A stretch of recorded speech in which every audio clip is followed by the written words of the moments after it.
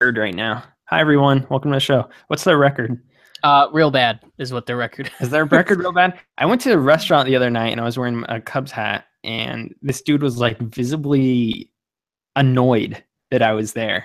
And I was like, "What? Who do you like? The Cardinals?" He's like, "No, the White Sox." I was like, "I don't hate the Bro. White Sox." Yeah, I don't hate the Cubs either. Like If whatever. if you're from the city, I could understand it potentially, but since I'm like an out of city Chicago Cubs fan, like I have no like absolute hatred for the White Sox. So anytime a White Sox fan gives me crap, I'm like, all right, like I don't really know what to say about that.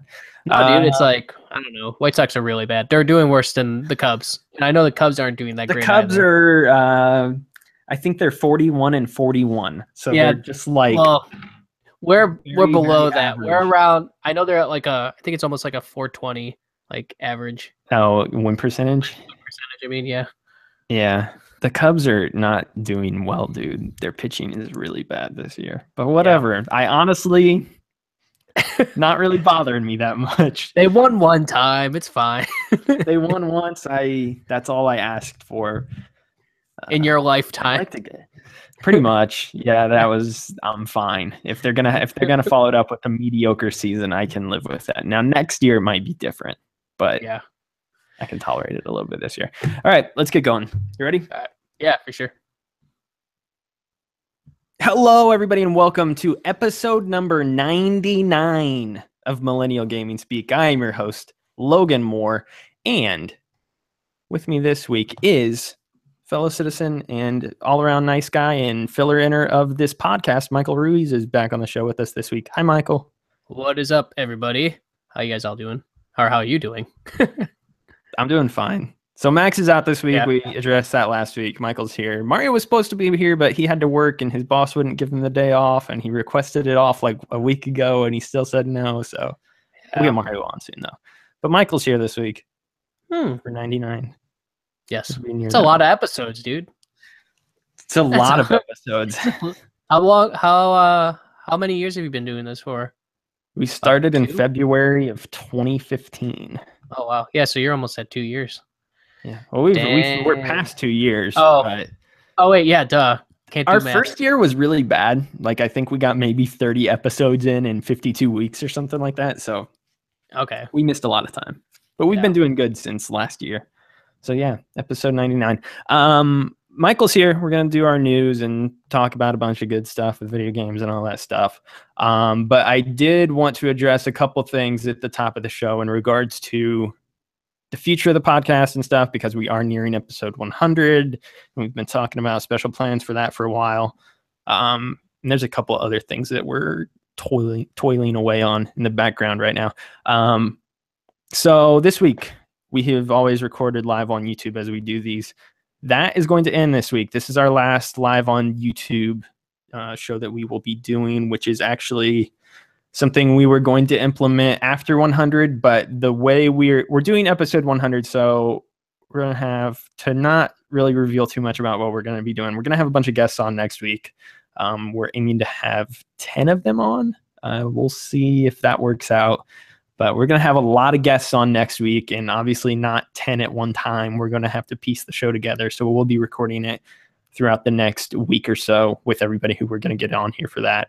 So we'll be doing that, and that will come out on the normal Wednesday release. So no live stream for that show, obviously. And then after that, we're changing the format of the show, and we're not going to do live streaming at all anymore. We still will post the shows on YouTube every week like normal. But it will not be our normal Sunday afternoon live recording thing that we're doing right now, where I'm waving at the camera and you can see me doing that. So we'll still have the show up on YouTube, but we're not going to do the live recordings anymore. So this is the last one of that. But yeah, I guess as far as, that's pretty much the one notable thing I want to say. No more live streaming. 10 guests we're aiming for next week on 100, which will be a fun show, and I'm hoping you guys will enjoy that one. And then after that, so after we put 100 out, we're going to also be...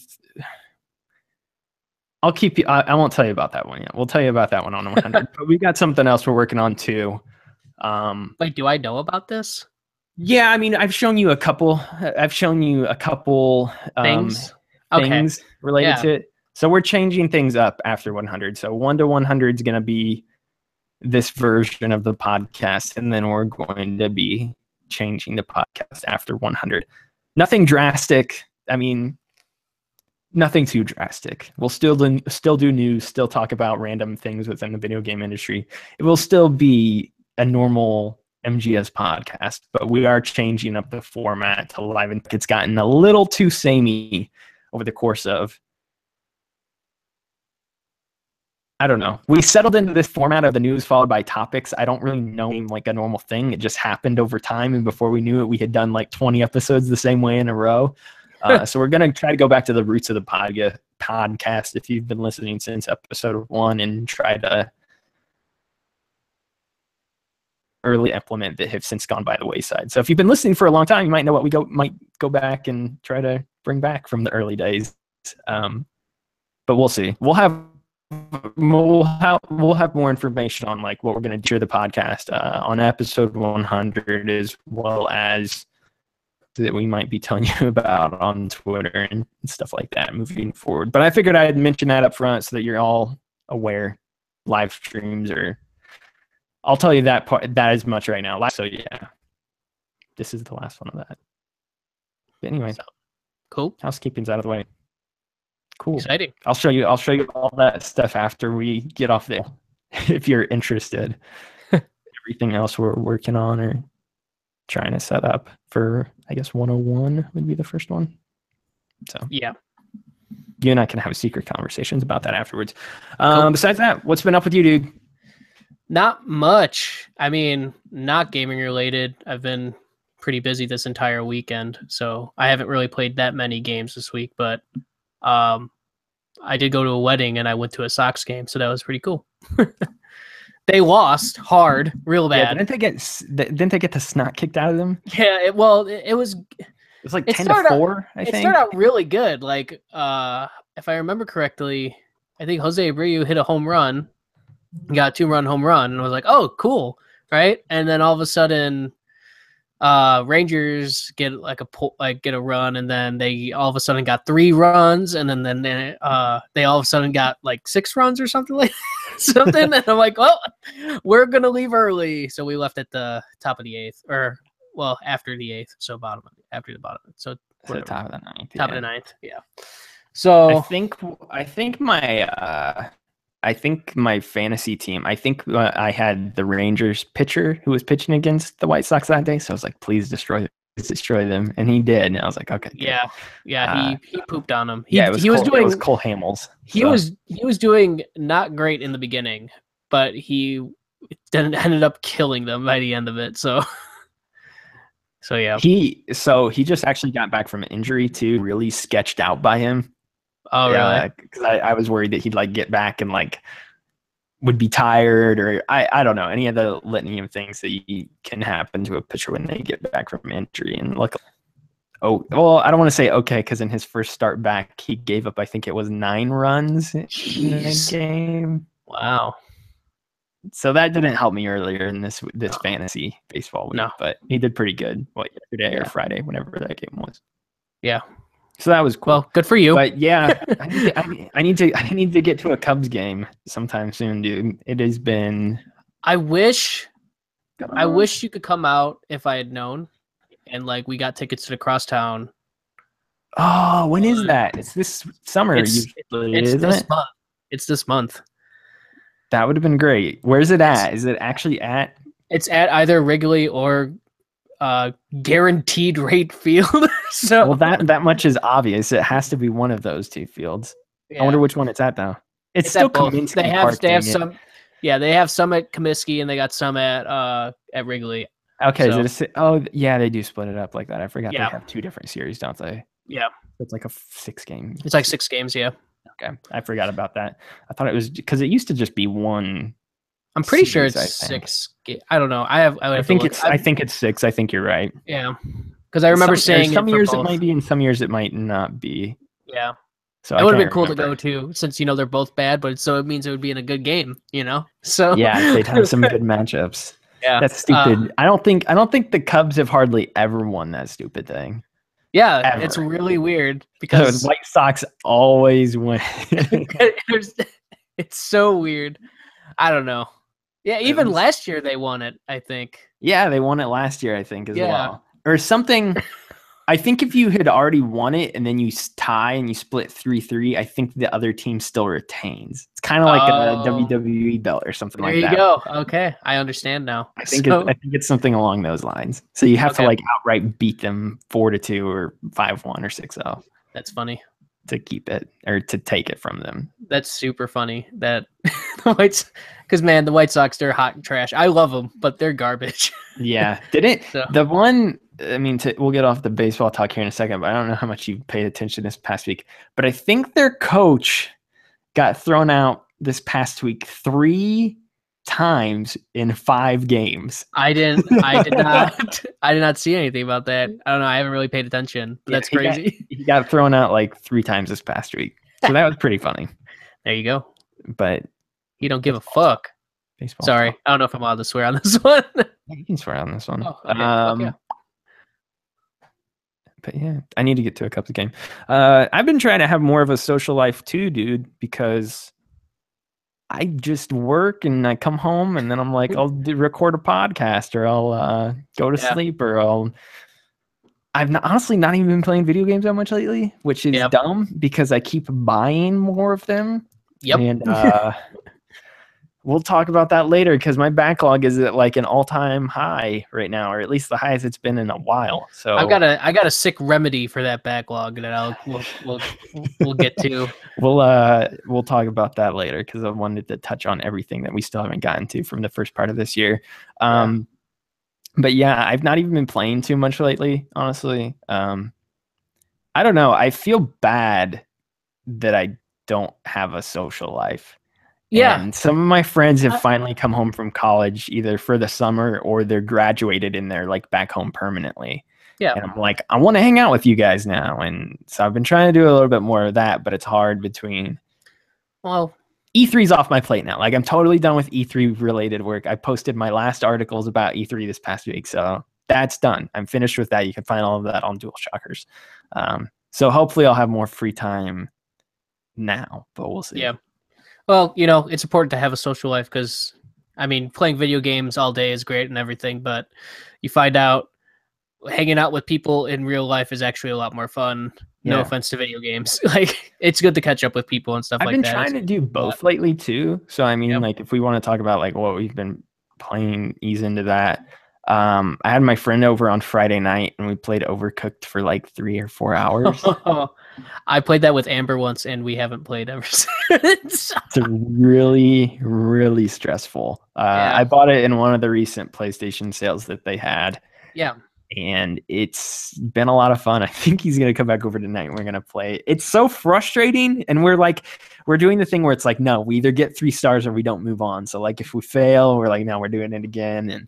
And it's really stressful, but it's really, really fun. It's a fantastic co-op game. I tried playing it single player. It's awful. It's horrible. Really, really bad single player wise. Yeah. But if you have someone to play with, it's a ton of fun. So we've been doing that. I've been playing a lot more Mario Kart with Max and Mario this past week. You and I need to play soon too, or I'll beat you all of us together. So, Max is pretty good at it. Like Max actually talks smack in that one, and he's actually not too bad in it. I'm probably the best Mario Kart player in this group. I'm gonna say now. We'll have to see later. we actually will have to play later now. Because I caved and bought that last Sunday after the show because just let's spend a whole bunch of money on video games. That's been fun though. Like I've put in a lot of time into that this week.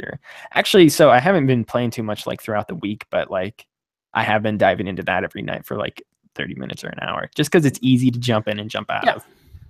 So I've been doing that. I don't know. You've been playing all kinds of stuff too. What have you been? Yeah. I mean, I was playing Prey. But since I had like the wedding and like there were a lot of people over, I live with my friend and his parents, so they had a lot of family over, so I couldn't really play Prey because there's a lot of babies around, and it's on this big giant TV in front of everybody, so I couldn't really play that in front of them because it's a little scary, I guess. But I've been playing that. I've been really enjoying that. I think it's really good. Even like it's kind of got a BioShock feel to it a little bit. Yeah, a little bit. Like there's similarities. But I think the combat is better than BioShock because I think BioShock's combat is atrocious. And I don't think BioShock is meant to be played like a first-person shooter. So yeah, whereas like Prey can be a little bit. There's some nuance to Prey, but it's a little bit harder to find, I think. Yeah. BioShock's a little bit more straightforward with it. Like, okay, if I light this person on fire, she's going to jump into that water, and then I can electrocute her. Like, it's pretty straightforward. Like, there's some depth to Prey where you can pull off some cool things if you take the time to actually set it up. Yeah. Other than that, as I got into the later portions of the game, I don't know how far into it you are. I know for sure. I think the last thing I did was, I can't remember what it was called, but I went down and I shut something off. Kind of, I don't remember what it was called, but I had to shut something off. There's like I just know that the people you have to kill, there was like 2 of those like giant floaty thingies. Okay, I think I know what you're talking about. I know what you're talking about. Yeah. So was a dude in a cage or something like that? Yeah. Or in a jail cell or something? Yes. Okay. I think I'm about like halfway through. Okay. I think you're about like, that's like a third or halfway through. I went to go meet with, is his name Adam? I don't remember. Your brother. I don't remember any of the character names. I went to go meet up with the brother at his thing and he wasn't there. Okay. In his room and he wasn't there. Okay. Yeah. So I know where you're at. That's where I'm at. Yeah, you're probably getting close to about halfway, I'd say. I don't know. Like, so I did my whole rant on this game a couple episodes ago. I really liked it. I think it's just a really smartly designed game, and the mechanics are what stood out to me, and the different gameplay systems that they have. And I think what I said about it was that like they stack all these gameplay systems on top of one another, and somehow they work cohesively together, which is really surprising to me, because I think for as many gameplay systems are in that game, like I feel like it would all come crashing down at some point in on itself, but they really, like, everything works in sync with one another within that world that they've built, which is really cool, I think. I feel like you could kind of put points in like anything and be fine. Like, I don't think you ever screw yourself out of anything, which is really good.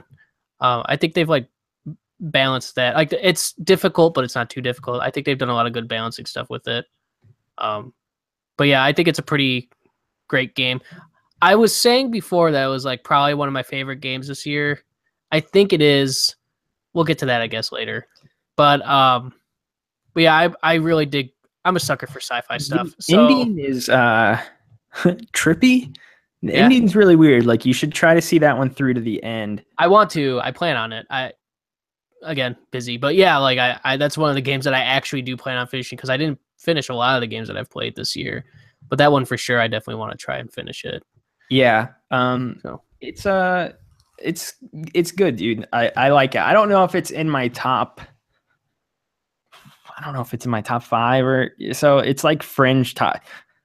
It's been such an insane year that honestly it is a really good game, and like especially since it's like on sale for $40 everywhere right now, like I would encourage you to check it out. Like I think it is a very well designed, fun, unique video game in the current 2017 landscape in this calendar year. I think it's unique. That said, I don't even know if it's going to be on my top 10 come years in. And it's not because it's even bad. It's just because there's so much else, dude. Like, there's so many other things that are out this year. Like, I don't even know. I mean, speaking of that, like, I've been playing Emily is Away and Emily is Away 2.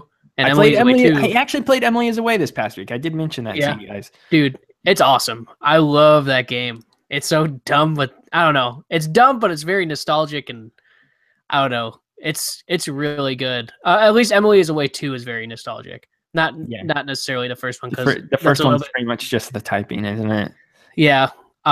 It's a little bit past when I was in high school, but what do you call it? Emily is Away 2 is definitely like when I was using that stuff. So like everything in there is like stuff that I remember when I was in high school and stuff. So it's very, very nostalgic. And is it related to the first one at all? No, it's just the girl's name is Emily.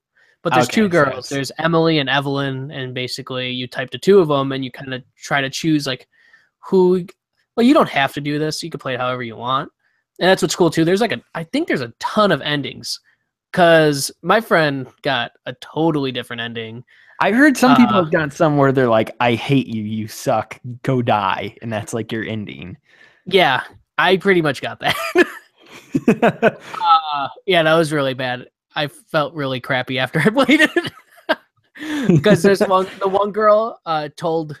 I'm gonna get into some spoilers, I guess, but one girl told Emily about something that I did wrong, and I basically said "fuck you, bitch." I think because I was like, "It's a good response." Yeah, and then she didn't whatever, and then Emily starts typing at me, or no, I type at Emily, and then Emily's like upset, and she was basically like, "I never want to talk to you again." And then it ended that way. I'm like, well, this sucks. I lost both friends, and now. So yeah, but there's really cool stuff in there. I'm a Kind of Funny fan, so they have like a cool Kind of Funny Easter egg in there too. And then like Cam was like a huge supporter of the first one, wasn't he? Yeah, and so you could have like a Kind of Funny buddy icon, and they have like a Kind of Funny quiz in there too, which is kind of cool. I think there's other secret ones like that too, not just Kind of Funny. But yeah, like the whole YouTube thing where you could just like watch music videos. Like I was watching, because one of the girls is big into alternative, so they had like the Strokes and the Killers and stuff like that playing in there. And it's like the actual songs too. It's not like remakes or anything like that. So that was really cool. But yeah, I recommend it. It's only $5.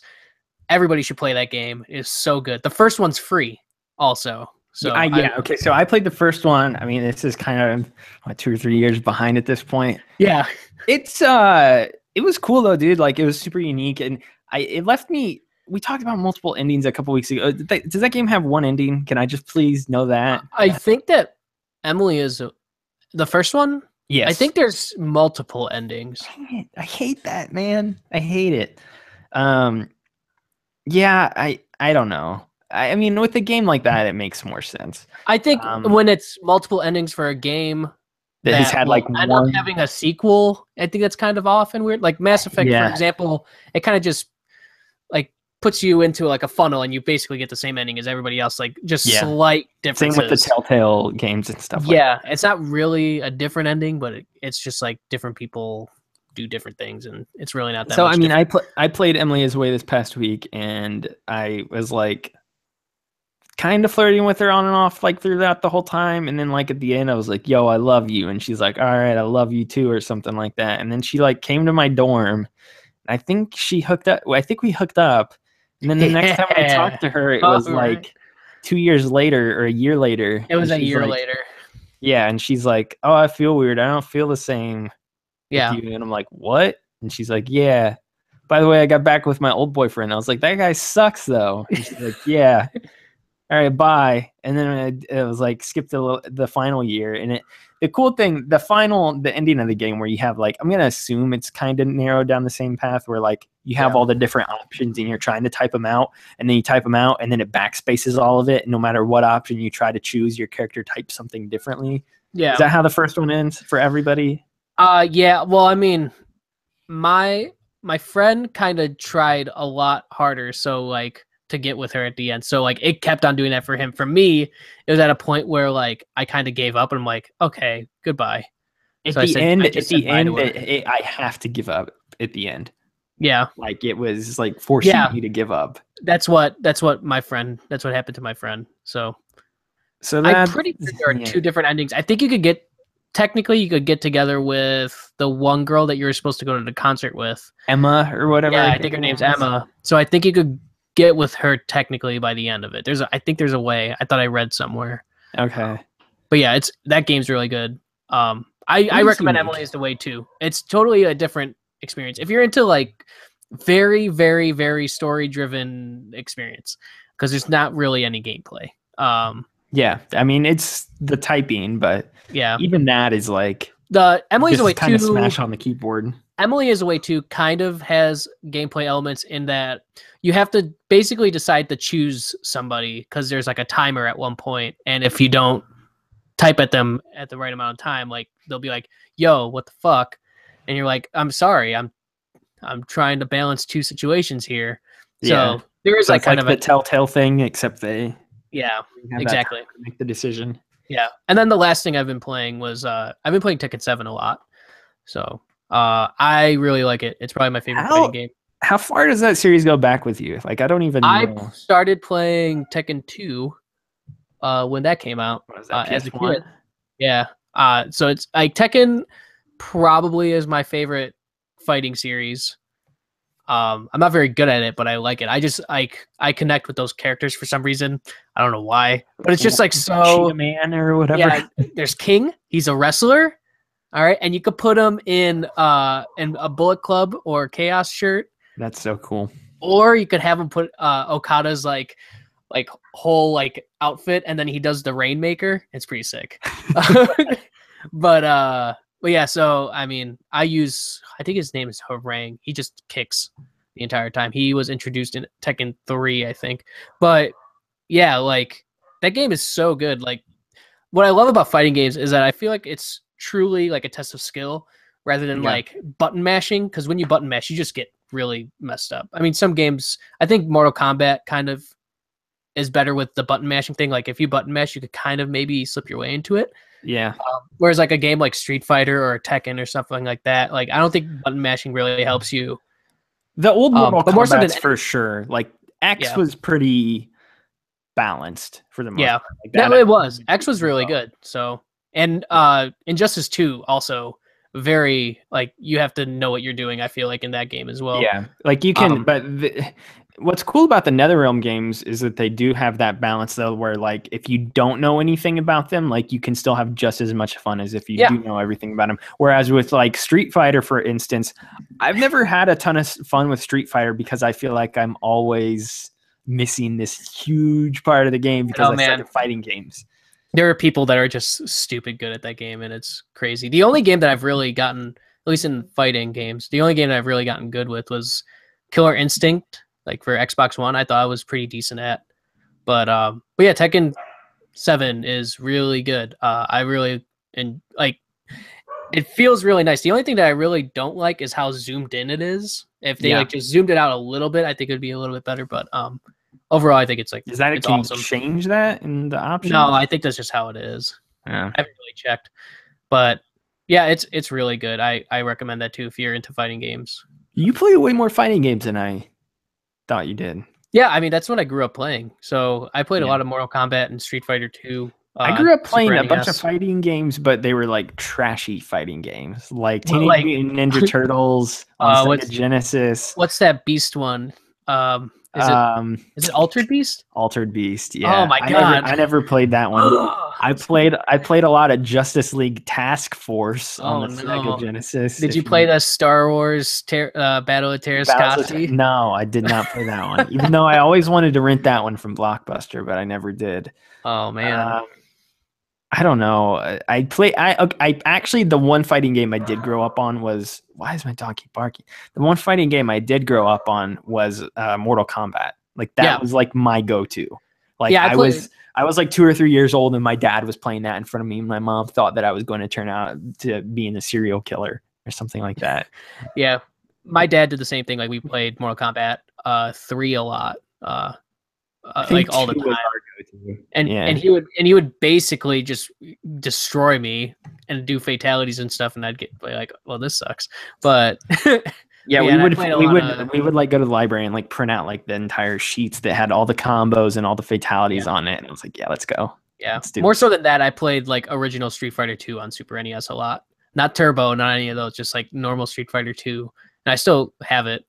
I love that game. I think Street Fighter 2 is probably like amongst the best like fighting games. It's widely considered the best game ever. It's just so good. Like it's on the SNES Classic, which we'll talk about here in a second. But like that was like the one fighting game I think they chose to put on that machine. So I mean that makes sense. Yeah. but yeah, Tekken has a special place in my heart, so it's probably my favorite series out of any Tekken's fighting game series. 3D, right? Yeah. It's not 2D. Yeah, it's not like a not like a really Virtua Fighter or something. No, like well, yeah, I guess it's kind of. Like it is like a Virtua Fighter, like a Soul Blade or whatever, Soul Soul Calibur. Calibur. Yeah, Soul Blade was like the first one or whatever. But yeah, it's Soul Calibur 2. I guess that would be another fighting game I played as a kid. Soul Calibur 2 I played a lot of, and I played Soul Blade, which was on PS1, which was like the precursor to it. Yeah. And then I maybe played Soul Calibur 3 a little bit, but yeah. It's just like, I mean, fighting game wise, you and I were talking about it a little bit the other day where you're like, I'm so bad at these games and I wish I wasn't. That's why I never buy them. Like, I think fighting games rule. They'd actually probably be a lot better now that like we have like good online functionality on every system too. Like I don't think I've bought a fighting game in modern times where online has allowed you to play with anybody, because it used to be equal parts. I'm bad at them, but also I don't have anybody to play this with me at the same time. And that's why I always stayed away from them. In Justice 2, Amber wanted to play with me, and then also I wanted to do the story, but any like Mortal Kombat or NetherRealms game online, I'm awful. I am so bad. I like hardly win. I just played like a ranked game on Tekken 7, and I actually won my first game. That's the first time that's ever happened. I won the first game online on ranked. So I was like, dang. I'm like, this is fun. How does their rank system work? Is there like a level thing to it where like it's matching you up with people of equal skill, or is it in Injustice? Is it like have at it? You're gonna get smashed. Yeah. Well, Injustice 2 is really weird because now they have gear, and the gear actually makes you better. So it's like I don't really think their matchmaking is very good with it either. I've heard mixed things about it because of that. Where like I've heard nothing but good things about the gear system, but at the same time I've heard it makes online competitive play kind of annoying. Can't you do just straight up like standard battles though? I think you can do no gear. Yeah. It's just like the problem with it is that when you go online and you do that stuff, it's like I think the matchmaking is just horrible with it. Is all. But again, it would be hard to create an algorithm where like it's putting in your player level and then your character level and then also your gear level, like all of that stuff, and trying to find a person that equates to that in that whole giant matchmaking thing. Like I feel like that'd be hard to make an algorithm good enough to really be useful. But yeah, it's really cool. I mean, it's a really cool game. It's a really cool concept. I'm god awful at that game. Because like Tekken 7, I feel a little bit more confident in it when I play. I've actually been like looking at tutorial stuff because I really would like to be good at a fighting game for once. It would be nice. So, but yeah, the leveling system in there is just like character level, kind of. I don't really know what that does. I think it just shows players character level. Yeah, where I think it just shows players like, oh, I use this character a lot versus, oh, I don't use this character at all. Yeah, because they're not going to give you like bonus stats or something like that. No, they don't do that. And then you could get like different, I think maybe it controls like the outfits that you can equip them with, which have nothing with stats or anything. It's a cosmetic thing, yeah. Yeah, and then also and then your lovel, which is just showing you like your rank level, which is just rank and how many matches you won or lose. Yeah. XP, you get XP for winning the matches or whatever. Yeah, that makes sense. Yeah. So I don't know. Really Injustice is actually, so I have no idea why, but I didn't download Injustice Gods Among Us when that was on PS Plus. Yeah. That was a really dumb thing I never did. Injustice 2, I actually want. It's nothing I'm buying. Like, if you just want to do it for the story. I keep burning money on video games, but that is one that I will not burn money on. I may pick that up when it's like $20. So like next year. I'm not in any hurry. If you just hurry. Want the story, just rent it, honestly. Yeah. Well, that was the thing. I never played the first one either. Yeah, so I haven't it's 2 played hours. The story to that one. Like it's 2 hours and that's it. It's like watching an extended like DC animated movie. Are there some like crazy hard boss fights at all? No. Because I remember Mortal Kombat, what was it, 9 on PS3 and 360? The final Shao Kahn? Yeah, Shao Kahn fight at the end of that game, dude. Raiden versus Shao Kahn. Holy crap. Yeah, that was like not 2.5 hours to for that. the first Mortal Kombat 9 or whatever. Yeah. That one, right? Yeah. Because I was gonna say Mortal Kombat X, I felt was pretty. It wasn't hard. It wasn't easy, but it wasn't hard. I bought Mortal Kombat X at launch. So did I played it like twice. I got the season. I sold it. So yeah. I don't know. Fighting games are like still. I mean, I've been talking on this show and with other people about how I'm like trying to expand my genres and the games I'm playing this year, and fighting games are still just the one big gray area. Unless it's Smash Bros, that's about all I really know. It's weird when I think about it because I never really consider what my favorite, like if somebody came up to me and said like, oh, what's your favorite genre? Like right away, I'd probably say like RPGs or something like that. Yeah. Like I like Western RPGs or something like that. Because Mass Effect's probably one of my favorite games. It's probably top 3. And I like BioWare RPGs, basically. But when I really think about it, and then the games I play, my favorite games are probably racing games and fighting games. And fighting games I'm just awful at, and racing games I'm okay at. And racing games, really? What are your favorite racing games besides? Like, I buy Forza every year. Do you really? Yeah, both Horizon and the regular edition. Yeah, I buy those every year. I buy Dirt anytime there's a Dirt game out. I bought Project Cars when it came out. You did? Yeah, Mario Kart 8. Did you buy The Crew? No, I did not. I wanted to, but that was because I think some other racing game was coming out around that time. And I bought that one. It might have been Project Cars. It might have been Project Cars. Did you buy Drive Club? Yeah, I did. How was that? I got that at launch. It was awful then? It was awful. Yeah, if you got it at launch? I got Drive Club. I don't know, like anything. I got whatever the last Gran Turismo was when that came out. I think on PS3. So you're gonna get Sport too? Well, when we were at PSX, you wanted to play Sport, but the line for it was just like it was miles awful. long. It was not worth it. Yeah, way too long. Yeah, but yeah, I get a lot. Oh yeah, I even get like Need for Speed games. Like, what do you think about how the new one looked? I thought it looks like Fast and Furious. So like, it looks real weird. Like I might. I've been looking at videos of like the Crew and the Crew 2, and it looks fun. So I might. The Crew 2 sold a lot of copies too, dude. Like people think that game. Like people were like, "Why are they making a sequel to this?" Because it sold. Because you bought it. That's why. Yeah. Like I can't remember how many copies that game sold. Dude, Ubisoft turns a profit on everything they put out. Like it's kind of insane. Like Wildlands is still on the charts, is it not? It's still. I think it's the most like sold top game 5 this year. Or yeah, I think it's the number 1 most sold game this year. That's ridiculous.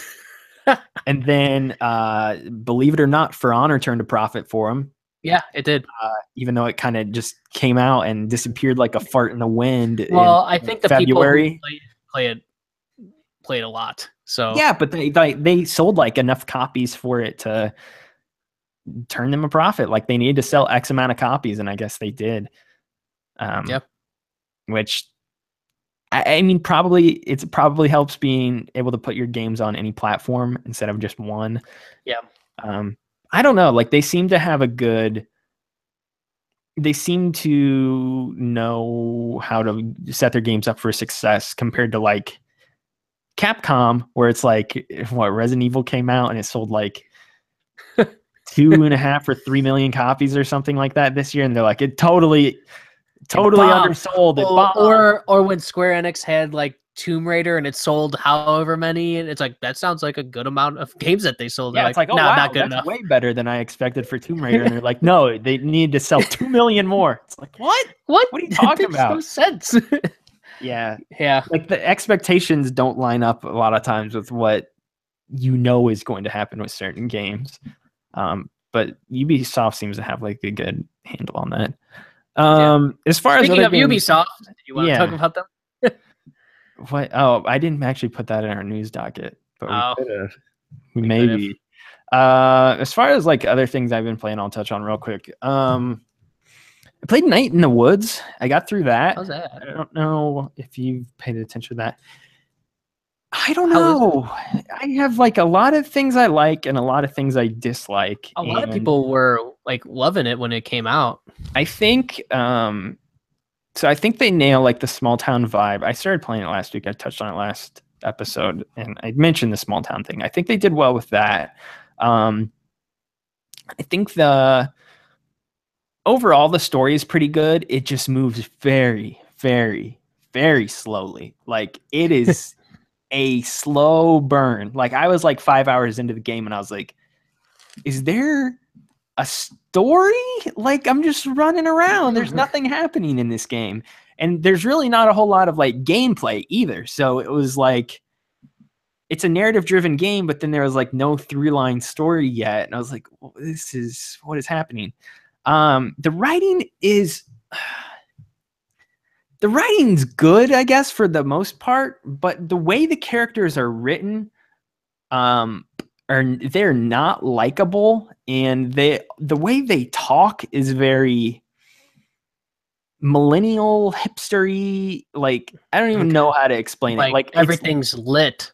Yes, things like that. Like, it is like internet lingo via it is very dab, and they have fidget spinners. They have fidget spinners, yeah.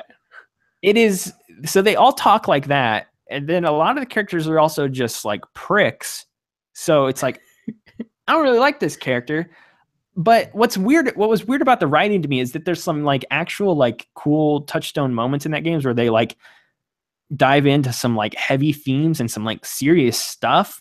But the dynamic of having this lit dab fidget spinner millennial type lingo the whole game, and then like trying to have a serious discussion all of a sudden about something, it's like this dynamic isn't working for me. Like, you can't, there's so much sarcasm seeping from the characters' dialogue in this game that when they do try to have an actual discussion, it's like, this isn't working. You're sarcastic pricks 90% of the time. Now you want to have like a serious conversation. It's just weird. And then they like go in and out of that so often too. Yeah. It's kind of jarring. The ending didn't make a whole lot of sense. The ending was like, the game ends and the characters are like, what the heck just happened? And they're like, I don't really know. And then it ends. It's like, well, if you don't know, how am I supposed to know? So it was, I don't know. A lot of good, a lot of bad. Like, I think the art style is great. I think the soundtrack's fantastic as well. Yeah. There's a lot of good things with it. It's very unique. It's one of the more unique games I've played this year. But because of the slow burn and because of the almost like cringeworthy writing at times, because it is such a story heavy game, when those beats started falling a little bit flatter for me, the gameplay wasn't there to pick it up because there's really not a lot of gameplay.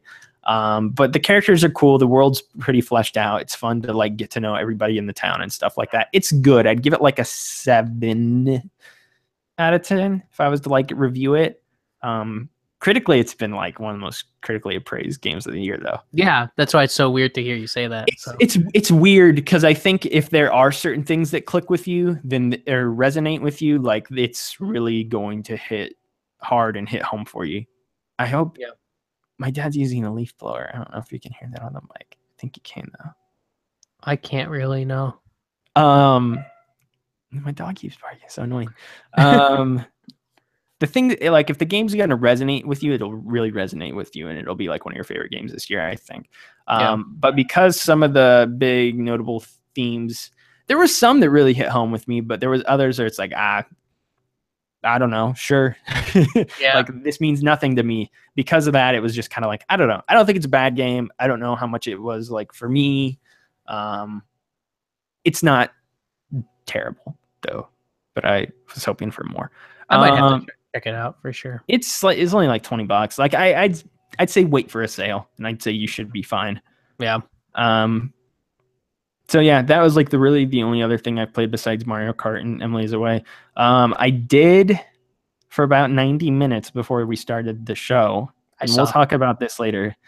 I was playing Final Fantasy 15, and I don't know, it kind of feels good to go back to that game, and I don't know why. Because how far in? Or did you just restart or what? No, so when I originally played it, I started it in February, and I got like, for some reason, I decided to start it like right before Horizon came out, right before the Horizon Zelda hysteria hit. Oh no! And so I was playing it up to that, and it was just not clicking with me. And I knew I was going to put it down soon anyway, so I think I was like looking for excuses to not really dive in too much. But I mean, even that said, like the world wasn't really clicking with me. I wasn't caring for the characters. There was just a lot of things that I was like, it's not bad. It's just not really for me. Yeah, I could agree with that. I thought the combat was pretty fun. Yeah, I like the combat. But other than that, like I think all the characters are idiots. I don't understand why everybody loves the characters so much. I mean, Prompto's fine. He's kind of annoying. The Gladius is just a big guy who doesn't really know anything. He's what's his name? Who's the main guy? Noctis. Yeah. He's just a whiny bitch, and then there's the other guy who's a stuck-up bitch. So it's like, is it Ignis? Yeah, I think so. Ignis. He makes some. He's like a librarian or something. He's a cook and librarian or something. He looks like a librarian. That's he's the like reason their I say butler that. or something like that too. I think, or their chauffeur. They're all like his. Yeah, he's their chauffeur. He's like he's like the mom of the group. Yeah, I don't know. Like so I've got so many things to play. Like I said, we'll talk about that because I want some advice on what I should actually play. I have no idea though, but because I've been playing all of these games lately, and for some reason I kept like the past 2 or 3 weeks I have continued to think about Final Fantasy 15, and I don't know why, because it really didn't leave a mark on me. Like I put it down, but before I dove into Horizon, I was like, all right, probably will never play this ever again in my life. Yeah, and I just kind of was like, I was fine with that. I like totally am wanting to play this game now, and I have no idea why. The thing I think I like going back into it today, the RPG systems in the game, I'm actually like really into it because it's not too deep, but it's also deep enough where you can like play around and mess with your characters to a certain degree. I like the variety of weapons that are in the game as well. I like how each character does have a different style of combat, and you can team up with them to do like it really revolves around the combat for me with that game. I agree. The car traversal stuff I've like not been crazy about, and I know you can turn that thing into an airplane at some point, and I'm just like, and it's at the very end of the game, and I'm like, can I just get that now? Yeah, dude, because like traveling, dude, is like it's so boring. Yeah, it's like your next quest is 5 minutes away, and it's like that's 5 minutes in real time. Okay, time to grab my phone. Like I'm sorry that I can't take in the vistas and talk to my friends around me or whatever, but it's just like not engaging. That's like a gimmick that I've never really been into ever, is when it's like the real time, like this is going to take, like just for anything, like real time, it's going to take this much minutes. And I'm like, dude, I don't want to take this long. I just want to play the game. Even mobile games like that, for instance, like fast traveling, so it take like 5 minutes. Like that's like, I don't know, that stuff. I mean, you can fast travel once you open up certain points, but like the first time you're going to a place and it's like, it's 5 minutes away. It's like, I think you also have to like pay for fast travel too. Yeah, but it's like, it's a little bit. It's not a lot. It is so minor what you have to pay. I think it's like 10 GP or something like that. The thing of it is that I like to roam around. Like I like to go from place to place. I don't like to fast travel when I play an RPG. My first go. I like to just go. But if they're going to say like, oh, this is going to take like 7 minutes to get to this place, like, hell no, dude. I'm not going to take 7 minutes. That's the other thing that sucks too, is it like sometimes I'll get out of my car and it's like this thing's like a mile and a half away. And I'm like, I'm just going to run there because it's almost better for me to like run through fields, and then I'm running into enemies and I'm running into a couple other things. And it's like, okay, I'll kill this real quick because that'll get me XP. When you're in the car and you're going 5 or 6 minutes away, you're not going to run into anything on the way where you can gain experience or just like little one-off things. I mean, you can. I don't want to say that. But then you have to get out of your car and get out of your car, and then you go in a shop or something like that, or you find like there's little things like that, but it stops the actual travel part of it. I don't know. Like there's some things I really like and some things I really dislike.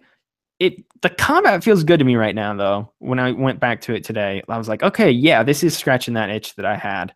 So that feels good. The leveling up feels good. I really like leveling up my characters in that game, and I like how the level up mechanics will work, or the level up system works, where it's like you have X amount of XP. You can either go rest in this one place and it'll just multiply it by 1. You can go sleep in a fancy hotel for the X amount of money and it'll multiply it by 1.5, and it's like, oh shoot, I have a lot of XP and it's going to multiply this. It's going to increase this by half. Okay, sure. Like I'll shell out the money for that. Like the way you level up is actually cool in that game. I don't know. It's fun. The monsters are fun. The dungeons are cool. Like there's a lot of things that I do like about the game. Yeah. The world and traversing it has not been one of Yeah. those. Like again, it goes back to like mechanically that game is really good. It's just like the story and the characters and everything else about it is kind of just. Like, I don't even know if I hate the story yet. I'm gonna guess it's not gonna click with me because it hasn't really so far. But nothing's really happened. For me, it's a whole lot of okay. It's not bad, and I think there's a lot of cool like set piece moments that happen later on. Yeah. But it's just. Did you beat it? No, I did not. I think I was halfway done. Okay, but I'm about 12 hours in. I think 12 or 13, something around there. Yeah, I think something. One chapter again. 4? Yeah, that sounds right at least to me. Yeah, but yeah, it's a fine game. Like I'll talk about my remedy for my backlog stuff in a little bit. Well, I think I have an idea for what it might be, but yeah, I don't know if I'm going to continue with that or if I'm going to jump on something else. We'll talk about that later. Michael, let's get into some new news. So notable news for the week, not a ton, but there is one very really cool thing that happened. One very notable thing, and we may as well just get into that now because it is a 6-day-old story at this point, or over a week, I guess, if you're listening to the MP3 for the week. The Super Nintendo Classic is a thing, and Nintendo has announced it and revealed it. So this is not a huge shock. This has been rumored for a while, and after seeing their success last year with the NES Classic, it was probably a little obvious that they were probably going to do something like this again. So they revealed the SNES Classic Edition. It comes out September 29th. There are 21 games on it, which I can read off for you right now to just probably refresh your memory too, Michael, in case you forget. Do it. They've got Contra 3, The Alien Wars, Donkey Kong Country, Earthbound, Final Fantasy 3, F-Zero, Kirby Superstar, Kirby's Dream Course, Legend of Zelda: A Link to the Past, Mega Man X, Secret of Mana, Starfox, Street Fighter 2 Turbo, Super Castlevania 4, Super Ghouls and Ghosts, Super Mario Kart, Super Mario RPG Legend of the Seven Stars, Super Mario World, Super Metroid, Super Punch-Out, and Super Mario, World 2, Yoshi's Island? Is that what it is? Yeah. Okay, but just Yoshi's Island. That's what everybody calls it. And then Starfox 2? Hey! Which is really weird. Dude, that's sick. Which we'll get into a separate discussion about Starfox 2 here in a second because I want to have our own one-off thing about that. But it's going to be what? I think $79.99, so $80 for this. Worth it. I'm correct. How are you feeling about this? Because the NES Classic meant nothing to me last year. I did not even try to buy one of those, but this is real cool, and this speaks to me a little bit more because I had a Super Nintendo growing up. Yeah, I did try to get a NES Classic, but I wasn't like, I wasn't all bent out of shape when I couldn't get one. You weren't camping out in front of Target trying to get one? No. I'm going to try to take the day off so that I could camp out at Target to get one. To get one of these? Yeah, because, dude, I mean, again, like you. Because there's a new Starfox game coming out this year all of a sudden? Yeah, I mean, we had Starfox 0, which was, was fine. And then now we got Starfox 2. It's like all the Starfox games. Dude. For anybody who doesn't know as well, Michael's a massive Starfox fan. Almost kind of weirding me out how massive I might be the number one Starfox fan in America. So, because I don't think really anybody likes Star Fox Adventures. I do. I think it's okay. So, but yeah. So I was actually really glad that we were going to have you on this week after I saw the whole Starfox thing. But dude, I'm so excited. I've seen what it is, like Starfox 2. I mean, it just looks very much like the sequel to the first one, which is a hard as balls game. But I've never played the first. I've never played the first one. It's hard because it is so framey. It's really old at this point. It drops to 2 frames per second, and when you're fighting Andross, it's super weird because I don't know if you've ever played like Smash Brothers has Andross in there. Yeah, I think it's a thing, and they have the squares that are flying at you. Yeah. And in that, since they're going for a 3D effect, but it's not really 3D kind of, it looks super weird when you're trying to dodge it because you'll totally run into one. You're like, well, I thought I was not going to hit that. It's kind of like Mario Kart. Super Mario Kart as well, where it's like it looks like it's a 3D world, but in reality, it's almost like the track is moving on the ground and you're just going in a straight line. Yep. So it's kind of like that, and it's mind-boggling when you see it. But it's a really cool game, and like for the time, I think that it looked really cool for the time because there wasn't really anything that really looked like that. So, but at least on Super NES, there wasn't. Yeah. So for Star Fox 2, I think you have to beat the first level of Star Fox. Yeah, which is that's fine. It's easy. If they made you beat the first Star Fox, like the whole thing entirely, like there's not going to be a lot of people that unlock that thing because that game's hard. That first one is super hard. I mean, if you're not familiar for some reason too, which you probably should be, but if you're not familiar, Star Fox 2 was never released. It was slated to come out, I think, in like 95. It got canceled right as they were about to. They finished. They were pretty much done, and they were just polishing up the game at that point. And Nintendo canceled it. One of the programmers for the game, I think it was Dylan Cuthbert, he came out this past week, and he said that the reason they canceled it was because Sega had just released the Saturn and the PlayStation had just come out, and both of those had like superior 3D graphics, and Nintendo didn't want to put out Star Fox 2 with like those last gen 3D graphics, which, like you said, haven't aged super well. So they just decided to scrap the entire thing at the last second and instead have the Star Fox team move over and start creating 64, which ended up being the second one in the series. But it's the best one. So this game will be releasing properly for the first time ever. There have been some people who have strange copies of it here and there. There's some hackable ROMs out there that you can download and play on your PC or something like that. But even those have like never been the finished complete versions, if I'm correct. I think so, yeah. I would assume so. It's finally coming out for real. And it's been really cool too. Like, I don't know if you've seen it this past week, but like some of the old members of the Star Fox 2 team like got together and started celebrating this past week. Like they did it even, I don't think they knew that this was happening. And then when they saw it, they freaked out. Oh, that's sick. There was a couple of pictures I saw on Twitter of some like old Star Fox 2 team members who had gotten together to like get drinks and celebrate that their game is finally coming out 22 years later. Yeah. That's awesome. That's really cool. It's like one of the cooler stories of the year for sure, just because this has been such a long talked about game. There's 2 new characters in it as well. There's like a lynx and a poodle that are on Star Fox's team. Yeah. It looks cool. Like I'm honestly, I'm really excited for the SNES Classic just on that alone, just because there is something like that has been such a not rumored. It's just everybody knows what the status of that game's been, and everybody knows what has happened to it. So to finally see that it is actually properly coming out is cool. I ran the idea by our like editor in chief at DualShockers. I was like, "Yo, we should like totally review the game when it comes out." And he's like, "That's not a terrible idea, dude. That'd be a great idea. Like it is a new game." I think whoever does that though should review it in the stylings of like old 90s game journalism though, where it's like, oh, that'd be funny. If you press the X button, you can do this, and like just really, you remember how games used to be back in the day? Yeah, like it was real bad. It was very very bad. But if somebody could write it like that and review the game, that'd be really cool. Yeah, that'd be freaking hilarious. But yeah, that game, I am so excited.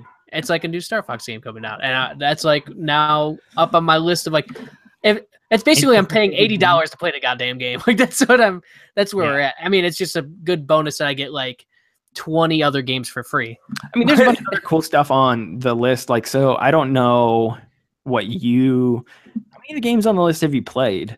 Because there's a bunch I haven't played that I'm actually looking forward to doing. I have to look. I know Final Fantasy 3 is I think it's the American Final Fantasy 3, which is technically Final Fantasy 6. And isn't that the best Final Fantasy, everybody says? Correct? I think it is. Okay. So you got the best Final Fantasy. You got Street Fighter, which everybody, like we said, is supposedly the best like fighting game ever. It is Turbo, though, so it's not Super Street Fighter 2. As far as myself goes, like cool games on the list that I'm looking forward to playing, Donkey Kong Country I've played, but it'd be fun to go back to that and mess around with that. Earthbound I've been wanting to play and finish for a very long time. I've actually never really played an F-Zero game, so it'd be cool to jump into that. I love F-Zero. It's great. Secret of Mana will be fun to play around with. Isn't that's a Final Fantasy game? I think too. Is it not? I don't think it's a Final Fantasy game, is it? It's like I think it's a Final Fantasy game somewhere else. Is it? I know it's from Square, but I'm not certain how it works within the Final Fantasy lore, whatever you want to call it. Yeah. Starfox 2, of course, would be fun to get into. Oh, released in North America as Final Fantasy Adventure. Okay, Secret of Mana was? Yeah. Okay, that makes sense. Sort of. Yoshi's Island I've never played, ever. And then Super Mario RPG. I've wanted to play that game for years. And now I will have the opportunity. Yeah, so. There's a few things, like I've never actually played Super Metroid. So we played that. Me and Max both played that, I think, 2 years ago, 2015. Yeah. I've also never played A Link to the Past. So we played that 2 years ago in 2015. I am also excited to play that. I mean, I've played Super Punch Out. I've played Castlevania 4. I've never played a Kirby game. I'm not really. I'm not huge into Kirby either. I don't know why they put 2 Kirby games on here. I think there's like they could have taken one out and put something else. Like I don't know. There's some games that I think are missing. Like I think Chrono Trigger would have been a really cool game to have on there. But then like you already have Final Fantasy 3, so I don't know if there's room for like another huge RPG. Yeah. But yeah, like there could have been something else. I feel like that they could have put in there. But yeah, like I don't know, F-Zero. I'm always happy to play that. I love that game. I mean, Earthbound again, like you. That's something that I've always wanted to play. I've never have, and Super Mario RPG. I've always wanted to play. I've never gotten to. So yeah, I'm super excited. I'm happy it also comes with 2 controllers. It's pretty sick too. Yeah, it does, which is nice. Yeah, very. Which like, I don't know how much the controllers were for the NES Classic. I think they were $20, so I guess it would be around the same comparatively. So yeah. Well, so a couple other things dealing with this. Do you think they will be available? Nintendo has said they're gonna ship more. Yeah, I hope so. I want to get one. Like I really want one, really bad. Like I'm super excited for it. So I really hope that they don't pull a NES Classic and kind of restrict their thing. You think they would learn from it, but at the same time, Nintendo has shown time and time again that they always short what they send out. Yeah. So like even last year with the NES Classic, like everybody acted like they said like, oh, we didn't expect consumer demand to be so high for this product. Well, even if you did, like they always short what they send out. Like look at the Wii shortages. Look at the Switch right now. Like there's no Switches on store shelves anywhere right now. It's been out since March. Yeah. It's just like they always do that. So they create that supply and demand thing and all that stuff. So for people to say that, oh, they learned from the NES Classic, it's like, okay, cool. But like, look at every other thing every other piece of hardware they've like ever shipped. They always do this. So it wasn't for something that started with the NES Classic. This has been a long Nintendo thing that they do. Yeah. So. I really hope that, I mean, I'm hoping that like the first run of it, like it won't be hard to like go. It's not like it'll just be sold out like right when they open, Yeah. Like, I hope that they have just like a giant supply of them like everywhere in the beginning. And then maybe after that, like once they're all sold out, maybe after like a week or so, then it starts to get a little bit harder to find them. I think that would be nice.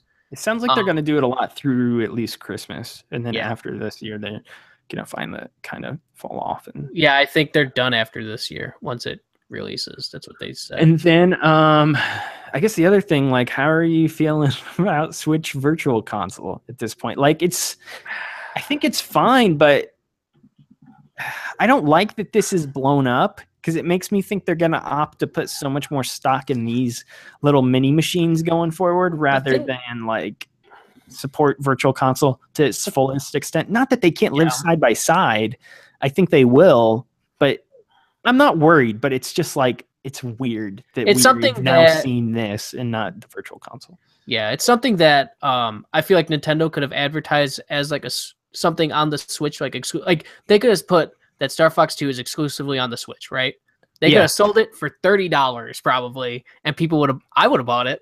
Yeah, people would have bought it. Like people would have totally bought that game, or like $20, I guess is probably what they. Well, Nintendo would have sold it for $40. Let's be honest. So they'll make it a full price game at some point. But like, I don't know, like that's something that they could have advertised with the Switch, and like do like a whole revamp of the Virtual Console and have like all like they could have had all of these games like set out for the Virtual Console like whenever that opens up. Yeah, and that would have been awesome, and that would have been great. But I think this kind of product makes them more money because it plays on everybody's nostalgia. It's not just us. It's not just the gamers. It's like people who don't play video games will buy this thing. Yeah. Like I know, like he's not really. He does. It's not that he doesn't play video games, but he's more of like a casual player. He plays, Call of Duty every year. He gets to Call of Duty every year, and like he was super upset that he couldn't get the NES Classic. So I showed him this. He's like, "Oh, well, is it going to be impossible to find?" I'm like, they say it's not going to be. And now he's got super excited about it because he wants to play because he doesn't even play video games that often. So it's like I think it's more like a general audience thing. They're gonna get like a bunch of people cash in, which is what Nintendo gets blamed for.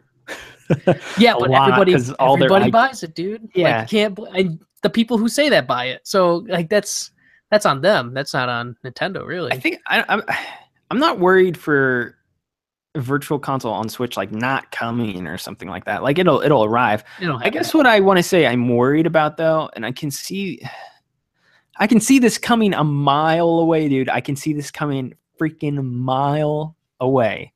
Like a month after this thing has been out and after I have purchased one, they will then reveal Virtual Console and they will then put all of these stupid games on Virtual Console, and then I'll be like, great, now I want to buy the stupid games again because that is why I want them. Yeah, because I want to play them on the go, and they'll be $10 a pop, and it'll be so freaking annoying. And because they did the same thing with Earthbound, so like I've been waiting to play through Earthbound forever. I bought it on Wii U and I played a little bit of it, and then they're like, it's coming to 3DS. I was like, oh sweet, I'll just play it on 3DS. And then they're like, no cross-buy. I'm like, no sale then, Nintendo. I already bought this freaking game. I refuse to buy Earthbound on my 3DS because of that. Like I can see them doing the same thing a mile away that we're like, haha, we already hooked in all the people with the initial sales of the SNES Classic. Now we throw out all the other games on Switch. And it's like, dang it. And I will double dip on some of them because I want them on my Switch. Like that's why I bought that thing. Like it is perfect for Virtual Console. Everybody knows that. Like that's why we all are hungering for them to announce it because it is the perfect Virtual Console device. If I could play Star Fox 1, 2, and 64 on the go, let me tell you, and F-Zero. And it'd be awesome if they had GameCube games and you could play F-Zero. Is it GX? Because that game was nuts. But GX. But yeah, like if I could play that on my Switch, I'd be the happiest man. And like the thing of it is, you're right. Like I'm totally gonna double dip on games, and it's in some ways it's like our fault that they'll do that because they'll totally make all that money. Like they'll double their money, like because people will totally do it. So it's we have we're our own worst enemies in that scenario. So I mean, like, we're not helping ourselves, but it still is just like. Again, though, like I can see the writing on the wall. Like I feel like it is just, I know that it's coming, and I'm like, I'm wondering if it's taking so long because they're trying to figure out a way that they have like your previous games that you've gotten, and like they'll be available on the Switch because you already bought them. I'm wondering if they are doing a cross buy, and that's why it's taking them. I think it's weird that they still haven't even really talked about it. Like even like the online information, like that came out like a couple weeks ago, and they're like, hey, here's an update on this. We pushed it back. It's not starting until 2018. Here's our new plan, step by step, blah, blah, blah, blah, blah. We'll talk to you more about it later. Like they at least like release something about it. It's still so weird that they're really not saying a word about Virtual Console. And people ask them about it and they're like, oh, it's coming. But that's it. And I don't know. It's still, the Switch is still so weird because it is such a good console, but it is like, it's running at like half power right now from what it'll be this time next year. And I mean, it's like that with like all pieces of new hardware, obviously, but it like with Nintendo, it's a little bit more annoying because it's like, dude, these things that you had on previous consoles, you can't even implement at the launch of the next one. Now, if they had proposed like 2 or 3 new ideas for the Switch. Like the online's kind of a new thing that they're doing that. That's fine if you want to take till 2018 to implement that because it's a new idea that you're working with, yada, yada, yada. That makes sense. But like when you can't even bring over all of the features and functions of the Wii U to your new device, it's like, but you're going to, right? Yeah, we are going to. Yeah. Why didn't you just do it at launch then? I feel like they were trying to get that thing out as fast as possible or as quickly as possible. Yeah. I feel like that thing should have came out like maybe like I don't know, like October or something like that, September. I mean, look at the games they could have had at launch: Mario Kart, ARMS, Splatoon, and Zelda. They could have even had freaking Odyssey if they wanted to like rush it a little bit, you know? I mean, if they wanted to dump an avalanche of games on people's heads, yeah. Yeah. If they want to make like shit tons of money, then yeah, that's what they would have They done. already are, though. Yeah. I mean, Zelda killed it. So on store shelves, though, before Odyssey comes, or else they're going to be screwed. The Switch would have been 10 times harder to find if Mario and Zelda came out on the same day. Yeah, probably. It would have been ridiculous. I also don't know what I would have done because still freaking Horizon was sitting there. Yeah. SNES Classic, though. It's cool. Yeah. Cool thing to have. I'm excited for it in this time compared to the NES, which really did nothing for me. We had PlayStation Plus games and games with gold. There's freaking Until Dawn and Game of Thrones and Kane and Lynch on Xbox. Like, there you go. So we usually never talk about that. I was scrambling for news, but we've actually like gone like an hour. Hey man, over an Until hour. Dawn, fucking amazing. That's all I'm saying. It's okay. I think it's I love it. It's a tad bit overrated, but it is a good game. Like I'm not saying it's bad. I love horror, so like that's why I love it. The last piece of info that I guess we'll touch on here for a second. So there's been some discussion and reports over the past week that Mass Effect Andromeda was not going to get any, or the single player DLC was canceled for it, and then it turned out that rumor that was circling was false. But then it turned out that Jason Schreier over at Kotaku reached out to some of his sources at BioWare, and they said, no, that's true. So what was circulating, some Facebook post or something started circulating and got like a lot of shares and convinced people that there was no single player DLC coming to Mass Effect Andromeda. And that post was fake garbage, fake news. But then I guess when Schreier actually reached out and asked them about it, it was confirmed to him that they're not working on any single player DLC for the game, which I don't think is a huge surprise, but still sucks nonetheless. People were like just straight up shitting on the game though, and I'm sure, and everybody that I've heard playing it has put it down and hasn't even beat the game. Yeah, I'm in that camp. So it's like sure, they're not going to make single player DLC, and you could be upset about it, whatever, blah blah blah. But like, you haven't even finished the actual game yet. Like, there's a whole game that you could play that hasn't even, To me, it was like less about people crapping on it and more just about like, man, the situation over at BioWare right now is really not good. Like, they have really, assuming this is true, of course, this is just Jason's sources confirming to him. I think he had 3 different sources. I don't know if you read that piece last month that talked about on Kotaku about what happened with Andromeda's development, but it sounded terrible. You should read that, dude. That game was in hell being developed. So between that and then them putting the Mass Effect franchise on ice, like they're not touching it right now, and then now the single player DLC is not coming to the game, even though I think it was supposed to originally. I'm not actually sure what was up with that. I think it just sounds like BioWare is in a really bad place right now. As far as Mass Effect goes, they've got Anthem, obviously, which looks dope. They're going to have a new Dragon Age coming out probably within the next year or two. But all things Mass Effect over there, like, I'm kind of concerned. I feel like they should let Mass Effect kind of go. Like, just let it rest. Do what they did with Assassin's Creed, except for a little bit longer. Not they them, did with like this, though. That's what's weird is it's been 4 or 5 years since. Yeah, but I mean, look, you had 1, 2, 3. I mean, people weren't happy about 3, but like it closed off the story, like it was done. You go wait 10 years from now, right, and have a whole different new experience. But let BioWare do like more stuff. Like Even Dragon Age. I don't know why they're making a new Dragon Age. Inquisition was not very good. Inquisition was great. I will stand by Inquisition. I really liked Inquisition. I think gameplay wise really good, but I had like a lot of game breaking stuff happen to me when I was playing it, so I was not very happy with it. I'll say the story wasn't very memorable. No, the story was. I can't tell you a single thing that happened. I also hated that it took like 20 hours to get to the castle, to the like, main part. Yeah, that kind of took forever. But combat was good though. I thought combat was great. I really liked the exploration, running around what was the stupid opening area, the hinterlands or something. Yeah, it was so dumb. Like that whole part was like, and then you finally get to the castle. It's like, oh, the game's starting now. I'm like, I've been playing this game for 20 or 30 hours now. The game hasn't even started. This is ridiculous. Logo splashes on the screen. It's like, yeah, what? Yeah. I was like, okay, sure, why not?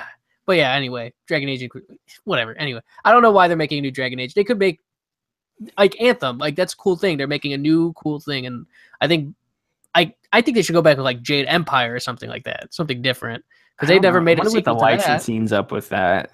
Like that's their own original IP. Yeah, I don't know what happened since they started working with EA. Like I don't. Yeah. I mean, is it like an Xbox thing because it was exclusive, right? Yeah, I don't know. It also came to iOS last year too, so there's that. I don't know. I think making a new Jade Empire would be sick, but like, just take a rest on like some of the franchises that they have. Like, I mean, Dragon Age. I guess they haven't made one since Inquisition, which was like launch, I believe, like close to it, very close to launch. And like Mass Effect, I guess, has been quite a while since 2012, right? Yeah, so like 5 years. So I guess that's true too. But like, BioWare's a really talented studio. They could make whatever the hell they want. It's probably going to be pretty decent. So, yeah. I mean, it's cool to see them making Anthem and stuff like that. So it just needs some time. BioWare's a good studio, but they obviously have all their different studios. Yeah. Because, I mean, notably, I mean, the whole Mass Effect team changed for Andromeda. For the most part, it was a completely different team. I don't know. I encourage you and all of our listeners to go check out that Kotaku piece if you haven't already read it, detailing like Andromeda's development, because it just sounded really, really messy. And I feel bad for everybody over there because it sounded like they were in crunch for 18 months straight. Like, I don't understand how they got that game out when they were supposed to, because it should have been delayed to like, I'm not even kidding, like probably next year. It probably should have been delayed to 2018, judging by that story goes into like the timelines that they had set up for the game. And I guess they locked themselves so early into that March 2017 date internally that they like couldn't move from it. So everything that they were doing that should have been like in pre-production, everything that you should have done by pre-production, they were still working on in the actual like development and production stage of the game. I don't know. And they had to outsource a bunch of different things. I don't know if the outsourcing was part of their plans or not, but like they just didn't have time to polish the game up. Pretty much like the polishing state of Andromeda's development was just like non-existent. So sounded really messed up. So, but yeah, go check that out. But that's all for news this week. Again, going to be light on news for the next couple weeks, most likely, just because that's how things work after E3. But do you want to take a break, or do you just want to keep going? The break thing. I don't care about the break thing, dude. I mean, we're already in. You know what? Max, we're gonna party up. We're gonna keep on going. Keep on trucking. You don't need a fun little game tune here. It's fine. Everything will be okay. Do do do do do do. There you go. There's our song. So topics for the week are pretty broad and actually pretty much deal with some things we were talking about a little bit before. But Michael, you want to talk about what our favorites are this year so far? Yeah, let's just start with that, because that's a quick discussion. Because I think that's something we've been sitting on for a little bit, and we can probably just knock that out now. I don't know. So where are you at? What do you want to do? Like top 5 so far this year? We could do a 5. I'm not gonna put them in order though, because I can't really put them in order like off the whim. But I will say that probably my top 5 for this year have been I would say Tekken 7 is up there. Emily's Away 2. Like we basically talked about the games. Emily's Away 2, Yakuza 0, I think, is up there. I think I talked about that before, like when I was last on Millennial Gaming Speak a while back, and when I said what I was playing. And I really enjoy that game. I think it's really funny, super goofy, but like kind of an intriguing story. I haven't played it since, and we'll go into that when we go into our backlog discussion. But yeah, like it's a really good game. I definitely recommend anybody to check that out if you're into it. What else was there? Probably Legend of Zelda, I would say. Again, great game. I mean, probably one of the best games. A lot of people say that is the best game of the year. And I want to say, did I say Prey already?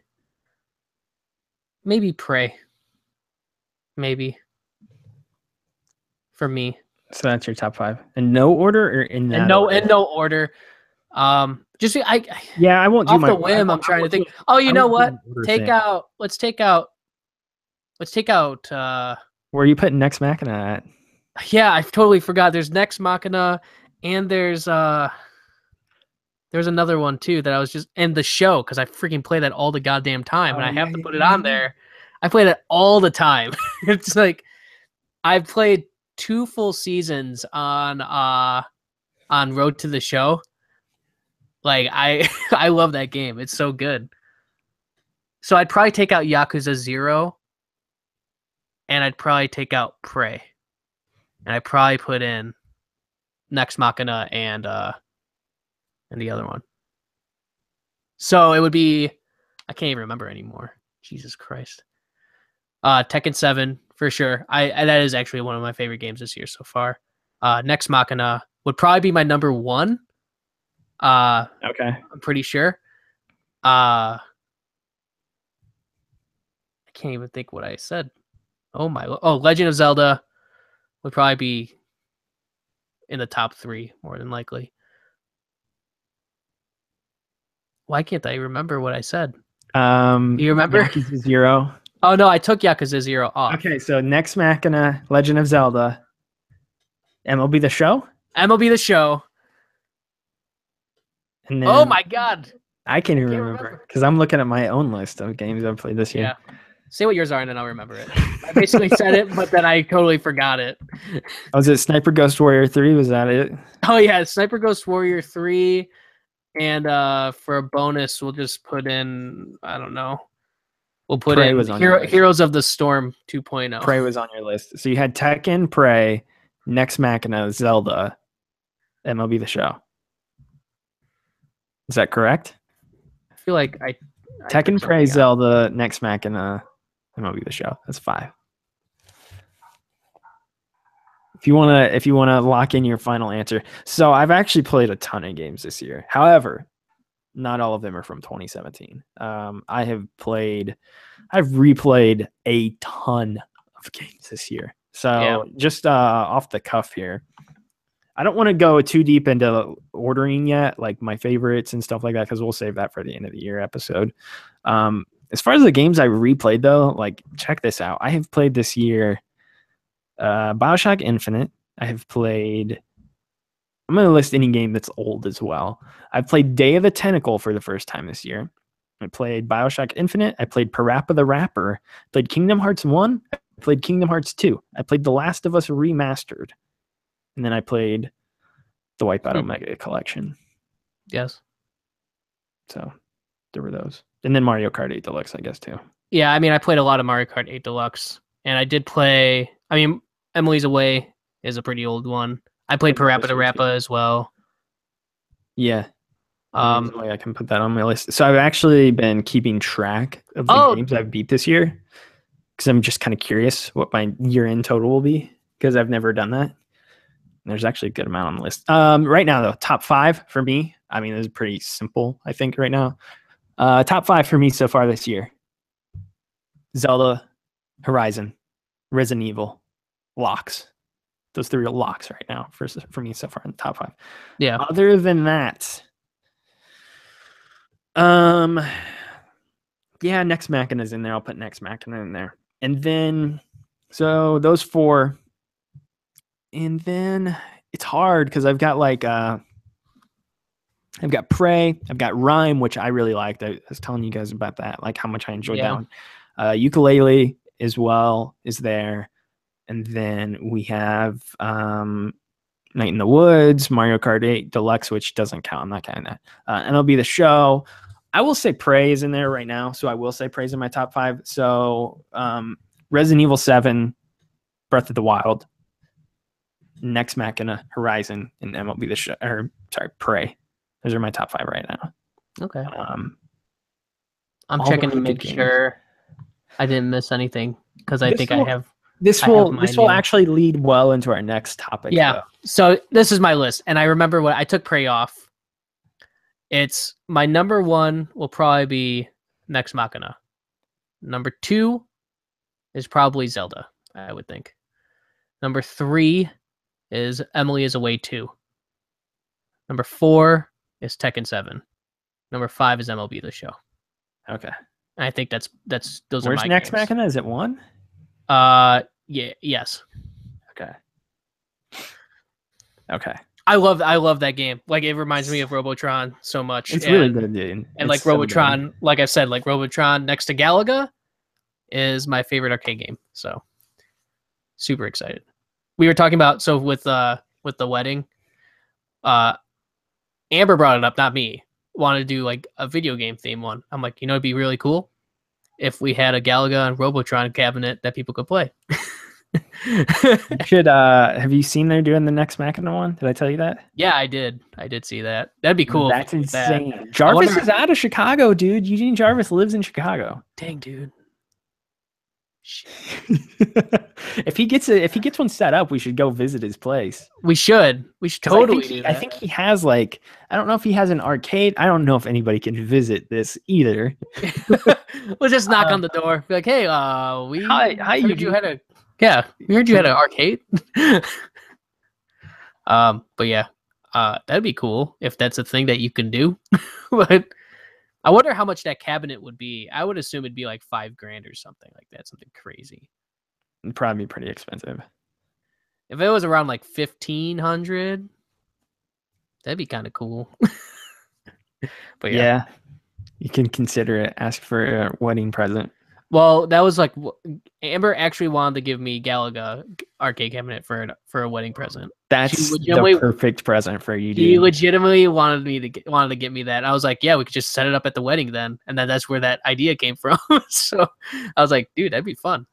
So I don't know. So those are our top 5s, respectively, so far this year. However, there are 1,000 things I have not played this year. And it is driving me insane. And I don't know what to do. Because I mentioned it at the top of the show. I'm playing Final Fantasy 15 right now. Don't know if I'm going to keep playing that, though. Because I did some dumb things this past week. And I bought Mario Kart. And then I also bought Kingdom Hearts 2.8 Final Chapter HD Prologue Magnificent Collection Extreme Chi Infinity Symbol. So I bought that. Yeah, Kai. I bought that, and I haven't played Dream Drop Distance, the 3DS version game on that collection. So I'm going to need to play that at some point. And then the Point 2 game that's like 2 or 3 hours though, so that's not a huge deal. But I want to play Dream Drop before I play the Point 2, the prologue or whatever. Sure. So I've got that. And then I also bought Nier Automata because I'm insane, and I don't know why I bought Nier Automata. Dude, well, I mean, that game looks real good. So I bought Nier Automata, and then on top of that, now I also bought Hitman last week. So I've got Hitman. That also looks, I mean, it's supposed to be amazing. It's I almost did that too. So here, I want to ask you, Michael. Sure. And I don't know if you have the same question or if you already know what you're going to play. I don't know what to play right now. I don't know. I have so many things.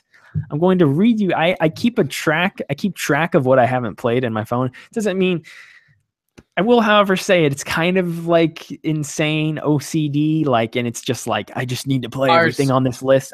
Some of them have you played them already? Some of them, yes. You should just but there's like But like there's a crazy number of games on this. Like for instance, the first game on my list is The Witcher 3. So that's in my backlog. okay, that's still on my backlog too. So, but I will never play that game, and I put like 40 hours into it, but I will never beat it. I will never get to part 2 of that story because part 1 is so long. I played, I think, 90 hours of it, and I might have gotten past the second part, or got past the first part of that thing. Yeah, that's a crazy game. I never beat it.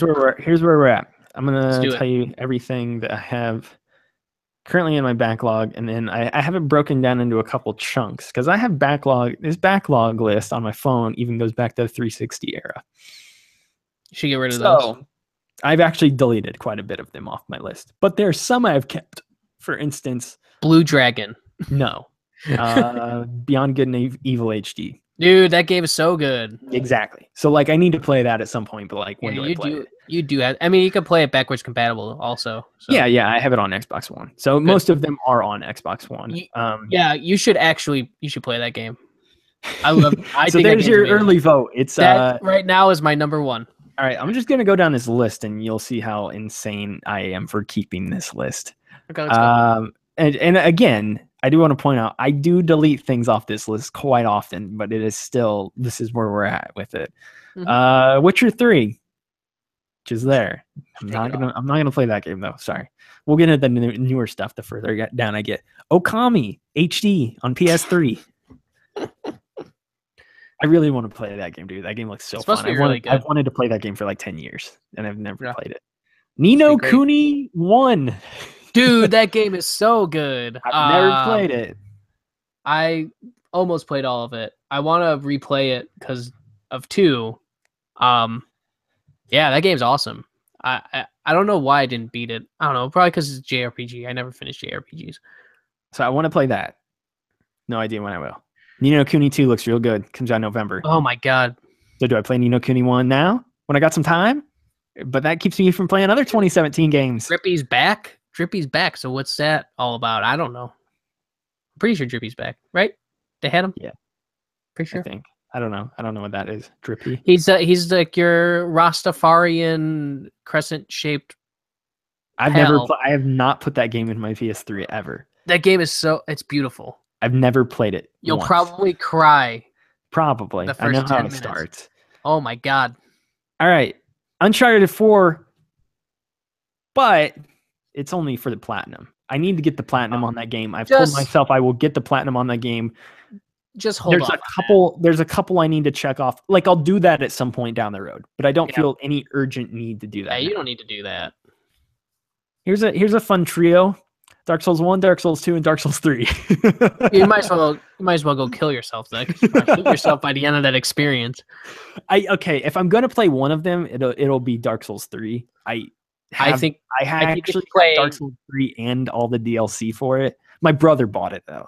Oh, okay. That's a game. I was gonna say if you were to play, I wasn't that insane to buy the game, never play it, and then buy the season pass as well. I think that if you were to play any of them, I would say you should play the first one. I think the first one's the best one. I have that on my Xbox One. I think you should not play Dark Souls 2. I don't think it's very good at all. I've the First Sin, and it is on my PS4. You should just delete it. I don't have it downloaded. I have it like sitting on my shelf. You should delete it from your library. So just get rid of it. I think it's still in the cellophane, actually. That was another one my brother bought. My brother buys the Souls games. He's into those. It's not...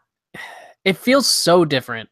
I mean, it's the same kind of game, but it just feels not like Dark Souls. I don't know why. I think it is a different director, like whoever directed the game.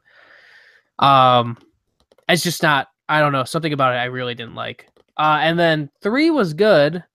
I mean, 3 would be the other one. I mean, if you don't have the first one, I guess play the third one. Yeah, I've got 3. 3 looks awesome. Again, I've watched my brother play 3. It looks so good. It's not as hard as 1, I don't think. 1 harder? Yeah. Okay. I would say so.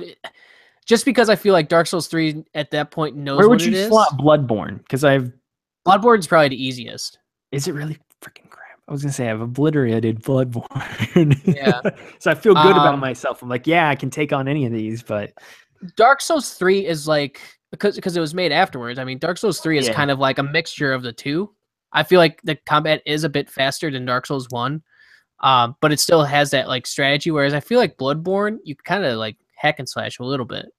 We'll just throw this one in now. I've also got Neo. Oh my god, dude! I own Neo. How much do you hate yourself? A pretty big amount. My brother bought Neo as well because I told him, because when I got back from PSX, I was like, dude, I played this cool game. It's kind of like Dark Souls with samurai, and he's like, I will totally purchase that game, and he did. Yeah. So he's bought all of these. So I have not actually spent money. I think he's like pretty far through Neo. He has destroyed Dark Souls 3. Yeah, my friend beat it like 6 times when like the first 2 weeks it came out. I was like, beat his head against a wall for a while because it was his first. He had heard a lot about the games. He actually doesn't play games that much, but he had heard a lot about Dark Souls. He's like, I've heard too many cool things about this game. I'm going to buy this game and play it. I'm like, be my guest, because I'm totally fine with having that game in our house. So he bought that, and he hated himself for a while. But when he finally beat it, I was actually watching him. So I had beat Bloodborne by the time he played Dark Souls, and I was actually watching him as he faced his first boss in Dark Souls. So it was kind of cool because I got to witness him as he defeated his first Soulsborne boss, and he like had this like huge grin on his face. He's like, oh, it's really satisfying. And I was like, oh shoot, he's totally into this now. He beat Bloodborne, he beat Dark Souls 3. He has Dark Souls 2. I don't know if he's going to go back to it. Like I said, he's working on Neo right now. Yeah. And then I think he actually started Dark Souls 1 the other night as well. He wants to go back to those. The thing that bothers me about Dark Souls is that there are creeps, or like the AI, whatever, like the creatures, enemies that are way harder than the bosses themselves. In 2? In 3. Oh. I'm like, just in all of them. Like, I'm like, why is this person so hard? I fought a boss, beat it the first time, right? Yeah. Like, I think it was like the second boss in Dark Souls 3. I did it the first time I faced him. Easy, done. And then there's this dumb 4-legged ice creature in Dark Souls 3, and like just kept on destroying me. I'm like, this guy's just this mini thing, and he keeps on killing me. I hate this game so much. And then I just quit because I have decided to enjoy my life and not get mad at video games anymore. So I just put it down when I get mad, and then I'll go back to it, and then I was just like, whatever. I beat like 3 or 4 of the bosses in Dark Souls 3. I think maybe 3 of them. And I think really one of them was like, it's insane. Like, that is so Dark Souls 3 is honestly like near the top of my list of like games I want to make sure that I play. Play it. Again, no idea when that will happen because this year is stupid. Like, yeah. This year's incredibly stupid. Like, there is like 3 or 4 months of downtime where I'm like, finally. Like, last year I had a ton of downtime and I got through a lot of really old stuff. Like, I had a backlog like this last summer and I knocked off like half of it. And I was like, okay, I feel really good. And then this year's like, we're going to assault you with games. And like, this year's been stupid. I want to play Dark Souls 3 though. We'll see if I can. Next on the list, VR game. Thumper. I never beat Thumper. Oh, dude. I've got Thumper on Switch. I need to beat it in VR. It's not very long, like, and you can break the levels. Like, that's a game you can go back and forth to between other games. It's just something I haven't done. So Thumper's there. That's cool. Here's one that I'm sure you'll encourage me to wipe off the list. But it's actually something I've wanted. I think I've only ever played the game once, and it's one of my top 10 favorite games ever. So I should probably play it again. Batman Arkham City. I have the remaster on PS4. It's nothing urgent that I want to get to, but again, I have replayed like 2 or 3, 4, 5 games this year. That one is on my I would like to replay this when I can list as well. Seriously, it's like one of my top 10 favorite games ever. So I'd like to play that. Okay. Pokemon Sun. Like 3 gems or 2 or 3 of those. Man, Pokemon's for fucking nerds and children. So I got like 2 or 3 of the stones or whatever the heck you get in that game, and I was like, yeah, this isn't really clicking with me. I'm just kidding. Pokemon's pretty great, but I just wish they had the gems back, dude. Like, I didn't like that even. They got Ultra Sun and Moon coming out, but it's for stupid 3DS. Don't care about that. Final Fantasy 15, which we talked about. I'm playing now. Believe it or not, I own Mafia 3. I don't know if I told you that ever, but I own Mafia 3. I mean, it looked cool when they were doing the preview, so. Yeah, you and I talked about that one a lot at PSI because I remember I was like, "Are we gonna get a code for that?" And we never did. I was like, "Oh man!" And then whenever somebody would ask, they would give it to somebody else anyway. So my dad bought Mafia for me for Christmas. Oh, okay. So I've had it since then. I haven't played it. Neo, I mentioned. Here's a shameful. I don't want to say shameful, but like when I look at this one on my list, it hurts. And we talked about it already. Mass Effect Andromeda. Like it's like my favorite series of games ever, man. And I look at this game on my shelf and I like laugh at the thought of playing it. Like I hated it. I really did not like anything that game was doing. So we don't have to dwell on that. I feel like I owe it to myself to beat it at some point. Sure. But I don't want that time to be now because there's too many other good things. Persona 5, haven't started, but I own it. I have not bought it yet because I know I don't have the time. So I don't want to go into that. I don't want to be obligated. I don't want to feel obligated to play that game because I don't know if I have 90 hours to play that game. So... And then for some reason last week, as sales were happening, I was like, hey, now is a perfect time to buy old games that I never got around to playing. So last week I purchased Oxenfree, which is only like 4 hours. So I can yeah, that's nothing. I mean, yeah, I would say play that for sure. So Oxenfree and then Ori and the Blind Forest, which I've never played. I don't know if I play that too. I mean, it's cool. It's a great game if you're into like Metroidvanias and stuff. It does some really cool platforming stuff, I think. But I don't know. Some of the later levels I wasn't really into, and I feel like there's really crazy difficulty spikes in that game. But yeah, that's me. So I want to play Ori at some point. I mentioned Hitman. I've got all 5 or 6 episodes of Hitman now, however many of those there are. I mean, I don't think that game is really that long, honestly. It was $23 or $24 last week, and I was like, I'd like to support IO. This is cheap. Supposedly the game's amazing. Sure. So I just $20-something. Like I'm fine with that. Yeah. I mentioned Kingdom Hearts Dream Drop Distance and the Point 2 prologue thing. You could wipe that one off. You don't need to play that garbage. I mentioned Nier Automata. And then also, I haven't mentioned this as well. So here's everything I've bought within the span of 2.5 weeks. I bought Psychonauts and the Rhombus of Ruin on VR.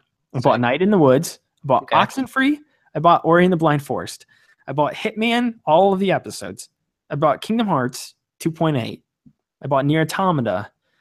And then I also purchased the Breath of the Wild DLC season pass the other day because I don't know why. So now there's that technically on my backlog. I will go back into that naturally, though. You don't need to beg me to come back to that. Okay, so that's just that. I've got some other things we could list as well. That's the main. No, you don't have to. We don't have to go into it. I don't think. I was gonna say we've got unless you want old games from past gens, like I mentioned, Beyond Good and Evil. I've got Broken Age. I've got Child of Light on there. I've got Transistor. I never beat Transistor. Hold on a second. For me, you need to beat Transistor. That was like my favorite game for PS4 when it came out. Like that was my top, and I'd still say like in the grand scheme of things, when the PS4 is gone, I think that will be in like my top 10 PlayStation 4 games. I think it's very good. I got like a third of the way into it. Combat wasn't hitting with me though in the way that I wanted it to. Yeah. I had that whole I felt like it was still in that. I was still early enough into the game where the story really wasn't like revealing itself to me yet. So I was like, okay, what's going on here? Yeah, a lot of the story reveals itself when you beat enemies and then like find. Like it doesn't really tell you what's happening. Yeah, it's a lot of environmental storytelling or like literal storytelling. But yeah, it's good. I really enjoy it. Transistor is there for never. I'll probably never play that game, especially because Pyre's out at the end of the month too. I will play Pyre. Child of Light. Child of Light is really good too. I really enjoyed it at launch. Believe it or not. So did I. And I haven't played a second of it. I don't know if I don't know if I've booted it up. Played it, beat it. Fantastic game. I think probably about like an 8. I would have given it. Broken Age, which I played the first half of. Haven't played the second half. Yeah, that's a game I want to play. Valiant Hearts, never got around to. Valiant Hearts is awesome. Probably gonna delete that one, but at the same time, I hear things like that, and I'm like, it's really fast. It's probably maybe 4 hours. Yeah, maybe. I feel like I could do it. It's really cool. It's actually like very informative. Like I learned a lot about World War I because of that game. So it's really good. Beyond Good and Evil HD is there. We've got Stacking, which is an old Double Oh my god, dude. Get the fuck out of here, dude. Stacking? I never played it, dude. It's supposed to be awesome.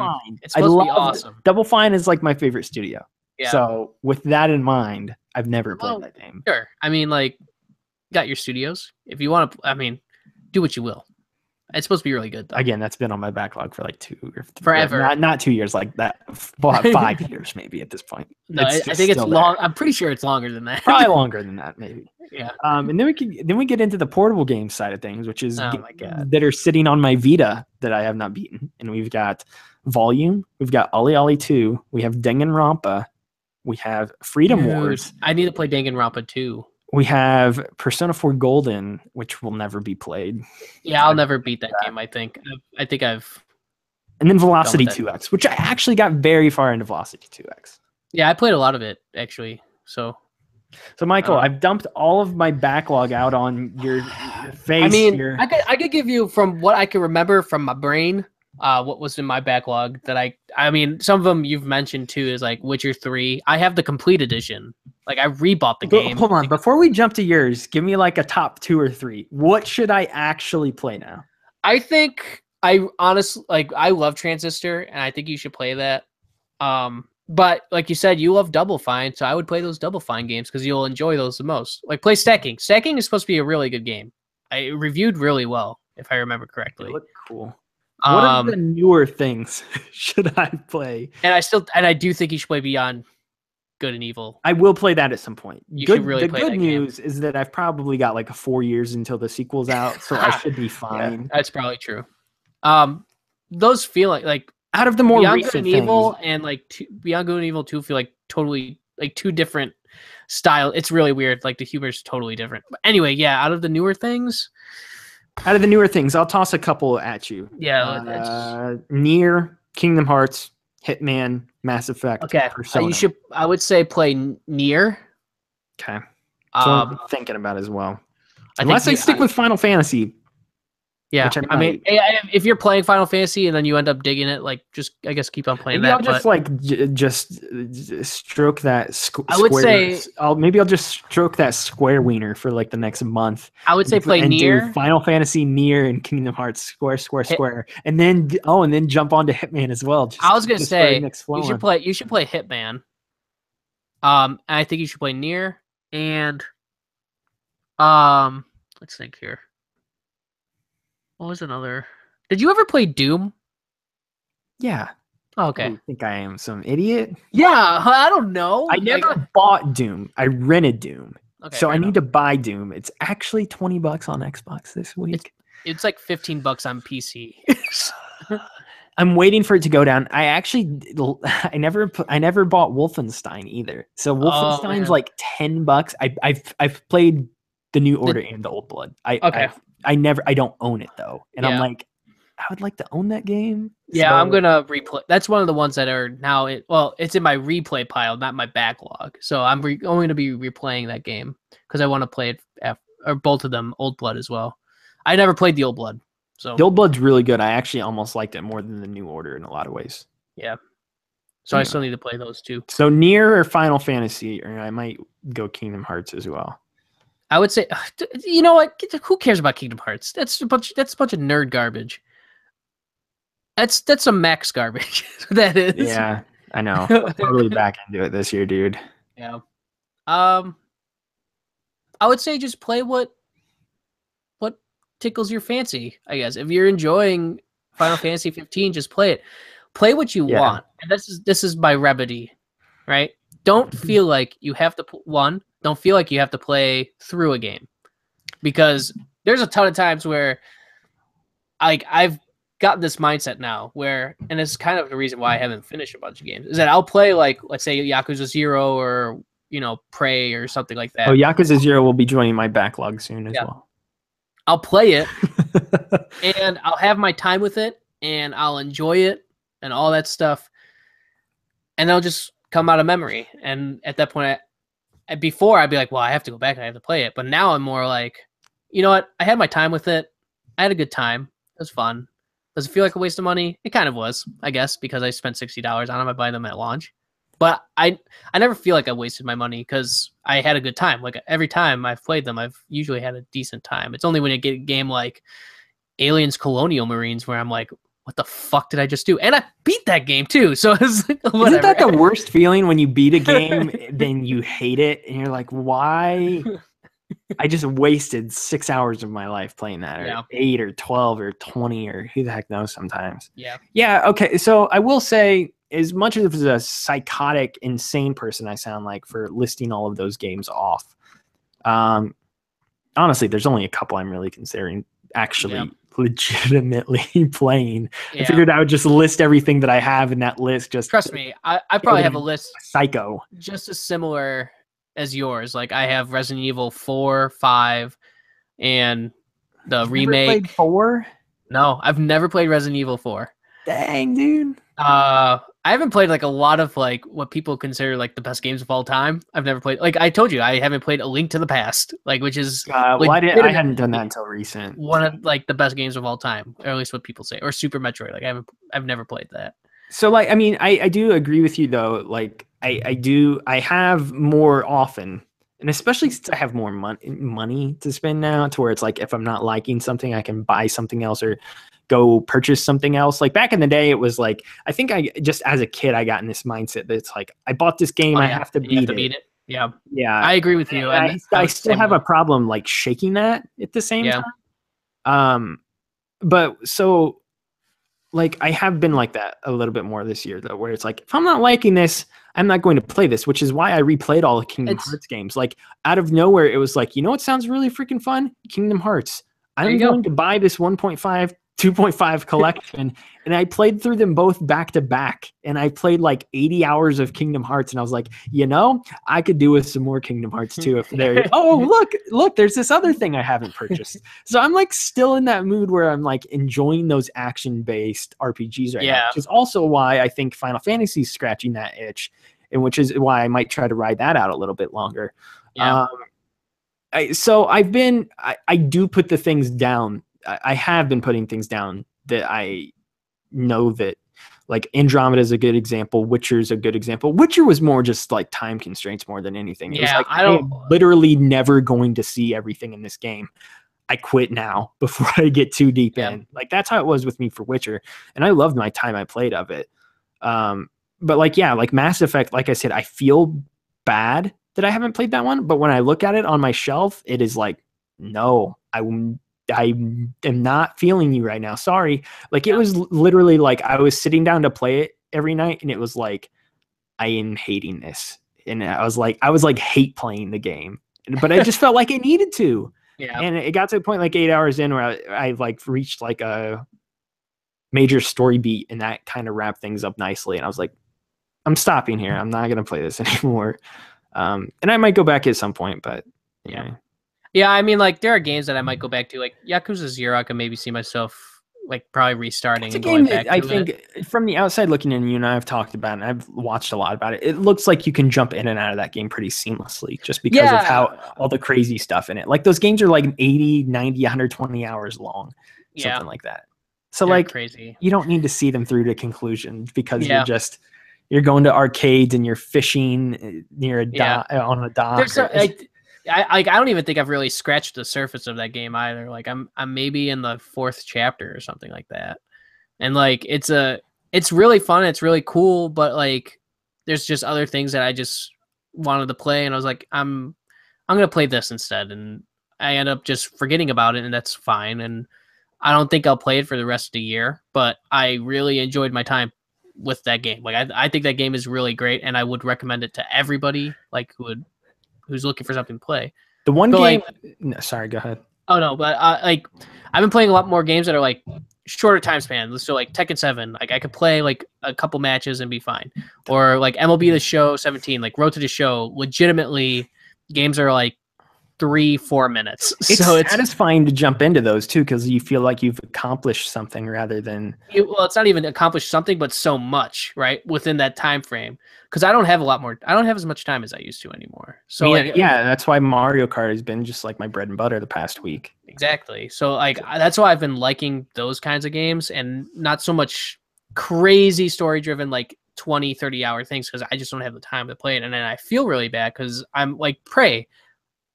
Like maybe about 2 years ago, I would have played that game. I would have beaten it in 3 days. Now that I have to do work, school, and try to hang out with Amber all the time because I don't see her for like a week. Like I don't really have the time to do that as much. So it's like I play it an hour at a time, and then you kind of lose where you're at, and then you're like, well, I don't know what I'm doing anymore, and then you kind of lose interest. And it's not that I dislike those games. It's just like I don't have the time, and then I forget where I'm at and what I'm doing. So it's like when I do my game of the year stuff, like when we were talking about it, it's how I feel like while I was playing that game. So like Prey, I love that game. That was really great. Next Machina, I mean, that's another one where it's just kind of like one off. That's why I like it a lot. I made like a hard mental note at the start of the year after I finished Resident Evil 7. Like I finished that game and I literally like made sure to like lock it in my brain right then and there on my couch as I finished it. I was like, Logan, you loved this game. Do not forget that come December. Like don't forget that this game came out, because I seriously adored Resident Evil 7. Resident Evil 7 is a really good game. Like that's another one too, because there's just I don't know what happened because I was playing it. I'm probably like halfway done with it too. It takes a right turn into Crazy Town like a little later on, which is kind of both good and bad. Like I forgot where. The opening like 5 hours of that game though are like impeccable, dude. Like some of the best this year. Yeah. By far. That's probably where I'm at. It's like 5 hours. Yeah. So, and I really enjoyed it. So I mean, like it's a great game. It just doesn't hit, which is weird because I'm such a horror fan. So it's like I'm a Resident Evil fan, so I was like looking forward to seeing how this worked. Like I was very hesitant coming in because 6 looked so bad that I didn't even bother to buy 6, and I've still never played 6 to this day. Yeah. So, and I've played like all of the other ones. So seeing this, I was like very hesitant. I was like, oh, they got to do this right, and they did do it right, and it was Resident Evil. So that was good. I don't know. We could talk about that game separately for a long time afterwards. I don't know. Again though, like at that moment, what did you think of it rather than what did you retroactively think of it? Like I'm trying to do that more now myself, where it's like, remember this feeling you had after you finished this game or during this moment. It's kind of happening with Zelda to a degree too. Like I've just kind of like passively accepted that Zelda's fantastic and so does the rest of the world. So it's like almost getting lost in the shuffle moving forward. Yeah, the problem with Zelda and why I'm like always hesitant on it is because it's always going to get the spotlight no matter what. Yeah. So when you want to build a list, you want to build a list of things that not only that you love, but also something that like people haven't played. So then they play those games because like everybody played Zelda. Like who gives a shit? It's gonna win every Game of the Year award this year. But not everybody's gonna play like what is it, Neck in the Woods or whatever. Not everybody's gonna play or Night in the Woods, and not everybody's gonna play like Emily is Away too. Well, that's why I've been championing. I mean, it sounds weird to say because it's a first party game, but that's why I keep championing Horizon so much. That Horizon, it's sold well and it's been critically incredibly well received. But I keep championing that game like now in the summer since it released. I keep going back to that game this year and talking about how much I adored that game. A lot of people have been championing it a lot too, but like they have been. But it seems like Zelda stole its spotlight very quickly. Yeah, but like I forgot that I have been playing Battlegrounds, PlayerUnknown's Battlegrounds. Yeah, that came out this year. I totally forgot that came out this year, and I'm like, well, that game's really good too. But I mean, everybody's talking about it, so it's like, do I really need to say that this game is good? Probably not. But games like previously, like The Witness or stuff like that, maybe you do have to say something so then somebody plays it, because not a lot of people are going to play those games. So that's why I usually try to stick with like a lot of indies and stuff like that, because I feel like they just don't get the spotlight. It's why like when Her Story came out, I think like a while back, or maybe it was last year. I think it's 2014 15. It was either 15 or last year, but that was like, it was legitimately like one of my favorite games that year. But like when I made a list, when I used to do that website with my friends, like that was like my number 2 or number 3, because I mean, it was something different and something cool, and not a lot of people are going to play that game. It's like why like Inside was my number 1 last year. Whereas like everybody that I was with like put fucking Arkham Knight on like number 2. I'm like, what the fuck, dude? Everybody's gonna play that fucking game, and we had to do like a whole game of the year thing, and that was our number 2 one. I was totally not. I think my 1 and 2 last year was Inside and Pokemon Go. Was that the year that Metal Gear came out? Last year, no. Okay. 2 years ago was Metal Gear. Okay. So yeah. When did Fallout come out? 2015 Fallout was also? 2015 as well. Okay. That was a memorable year. Yeah, it was a good year. 2016 I didn't care for as much. 2016 this year, bonkers. This year's nuts. Yeah, you're right. Like this is the best year I've ever been a part of. Yeah. I don't know if you want to list your backlog games off. I mean, all there really is kind of stuff you have. I still like. I want to replay Dishonored, and I want to play Dishonored 2. Like I want to play them together. Yeah. Like The Witcher said, I want to replay Alien Isolation. See, it's another one I never played, and I see it go on sale every now and then, and I'm like, and then I'm like, I would never play that game though. Like it would just sit there. Yeah, Firewatch is another one that I haven't played. Firewatch is like 3 hours. Yeah, no, I could just sit through it one day and beat it. The Witness was another one that I haven't played. I was playing it, and I want to go back to The Witness. It's just like I play it, and it's just so tiring, and it makes me dizzy. Same here, dude. It hurts my head. Like that game physically hurt me. I was like, I can't play this for over like even 30 minutes because I just get motion sickness. It sucks so bad because like I want to go back to that game. I've been thinking about that game so much. I'm like, I want to play The Witness. Problem is, I would have to start over from scratch. Like there is no jump back in point with that game. It is like, oh man, I forgot everything. So that sucks. But I've been wanting to replay that. Yeah. But yeah, like it's games like that. Stuff. I mean, like you still want to get Nier too. You've mentioned to me. Yeah, Nier is one that I definitely want to play before the end of the year. Sounds like it's up there in like that top 2 or 3. Like Persona 5, I really, really, really want to play, and it's like I just don't think I'm going to ever play it. Probably not, because there's other things too that are coming out. Like I'd rather play probably Assassin's Creed than that, honestly. But yeah, I don't know. Yeah, you would. Assassin's Creed's great. Yeah. I guess I'll wrap us up here. Touch on Nier real quick though. That is the one game on my backlog though where I'm like totally in my head. I've heard enough about it going in where I'm like, I know that if I go in to play that game, I'm playing every ending. I'm doing every single ending to that game because I know some people who have played like they've just played through it once and got ending A and they're like, oh, it's pretty good. Yeah. And then the people who are ranting and raving about it though are like, dude, once you get on your 5th playthrough, it's a totally different game. And I'm like, what the heck does that even mean?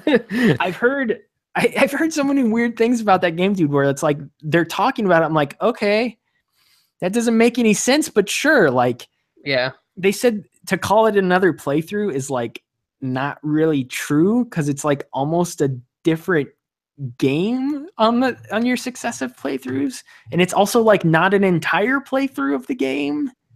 Huh. I don't know.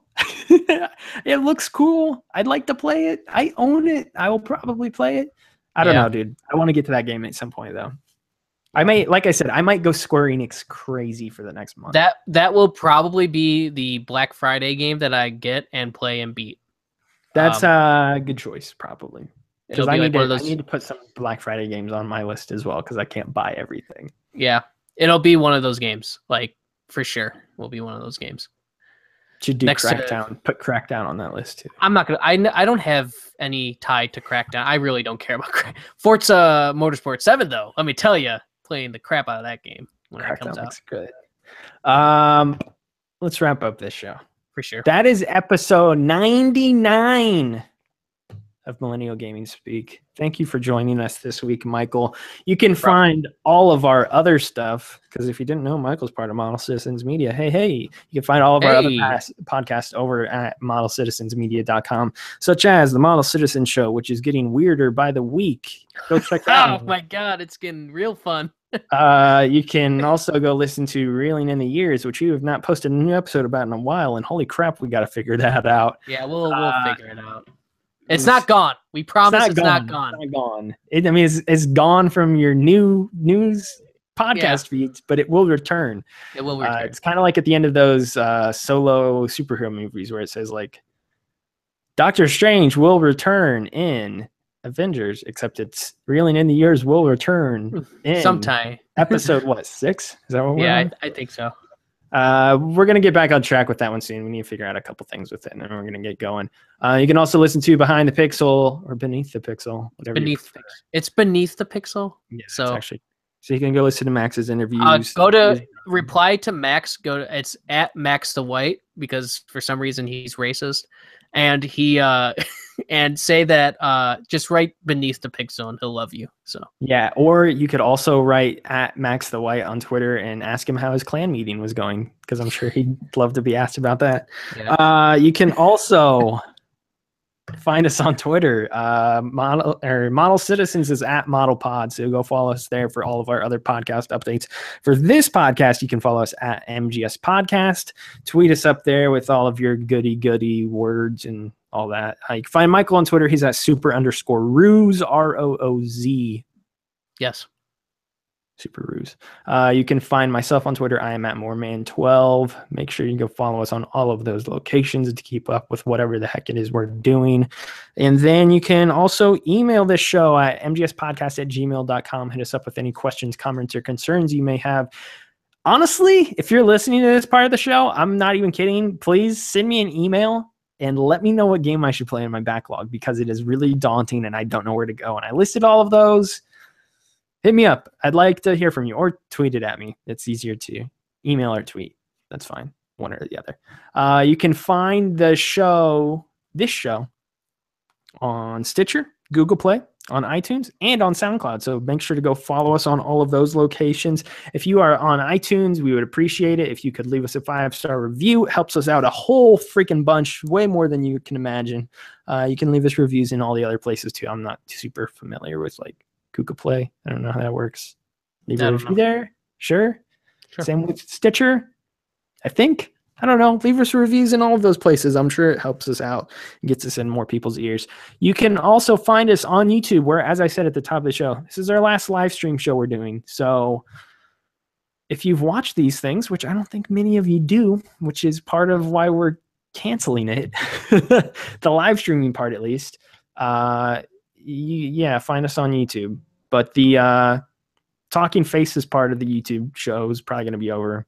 But it's just me sitting in front of a green screen anyway, and Michael's just in his room, and Max is usually just in his room. Shouldn't be that big of a deal. You can still find the shows on YouTube moving forward. We will upload those in video form every single week, so be sure to keep an eye out for those, because if you do want to listen to YouTube and for some reason you hate all those other MP3 places we put the shows up, sure, there you go. You can go for it. But if you're going to use YouTube, you better subscribe to that shit. Yeah. That's not funny. That's not fair. We want the subscribers. Subscribe, like, comment, subscribe, share with your friends, tell your grandma. Say hi to Max at your local clan meeting. I don't know. Yeah. In Florida. In Florida. Yeah, they're real racist down there. Florida's real weird and like everything. I'm really not a fan of it, honestly. If we're gonna be real about this. We are gonna have to drive down there too, aren't we? Maybe. I don't know where I'm at with that whole situation. Probably. Just create like a decoy of yourself, like and send that to the other wedding. Yeah. Well, no, I mean, I'll probably end up going to Max's. It's just. Oh, didn't you say money or whatever? Yeah, because of a wedding. Dude, I can help you with that. Oh wait, well we'll have to buy suits and all kinds of garbage. Well, we're not in the actual wedding party, so we don't have to buy like. We'll have to ask him what his dress code is, and everything. Yeah, we don't have to buy specific suits or whatever, so we should be good there. Yeah, because that's like I was in like one of my friends' it's not bridal, groom parties. That's what I was in this weekend. I was in. Yeah, you got to buy like a specific suit. It's like kind of expensive. Yeah, at least mine was. Yeah, so at least we don't have to do that. We can just wear our normal clothes. Truth. But yeah, next week, again, to reiterate everything I said at the top of the show, 100 next week. It will not be on Sunday. So if you're watching this live right now, it is Sunday. If you're listening to the MP3 the day we upload it, it is Wednesday, July 5th, July 12th. Episode 100 will go up. So we will have it posted Wednesday, July 12th. Look for it then. Probably going to be a lengthier episode just because of the number of guests we're having on, but it will be a more evergreen episode that hopefully... This was a pretty lengthy episode, I'm pretty sure. This was like 2 hours or so. We should be fine. That's kind of normal. Episode 100, though. 10 guests is what I think we have 8 locked in. And we have a couple more we're trying to add. So we'll figure it all out. Okay. But gonna be fun, gonna be cool, gonna be more of an evergreen episode talking about just broad things related to video games. And we're gonna have some cool people on. Some you may be familiar with, some you may not be as familiar with. But be sure to come back and join us for that episode. It should be fun. We're very excited to be hitting 100. So we wanted to get some people in here to celebrate with us. And then keep an eye out after that for a couple other new things. Gonna be a fun next couple weeks for the show. So I'm excited. Keep it locked. Keep it locked here on IGN.com. Millennial Gaming Speak, MGS podcast. Yeah, there's just gonna be a lot of cool things happening over the next couple weeks that we'll begin sharing with you guys. So thank you. If you're a regular listener, we appreciate it as always. And I hope you're ready to take the next step into the new era of Millennial Gaming Speak with us. It's going to be a lot of fun. So until next week, Max will be back with me, and so will a bunch of other people. But we will talk to you then. We love you. Have a fantastic week for Michael and myself. Bye-bye. Bye.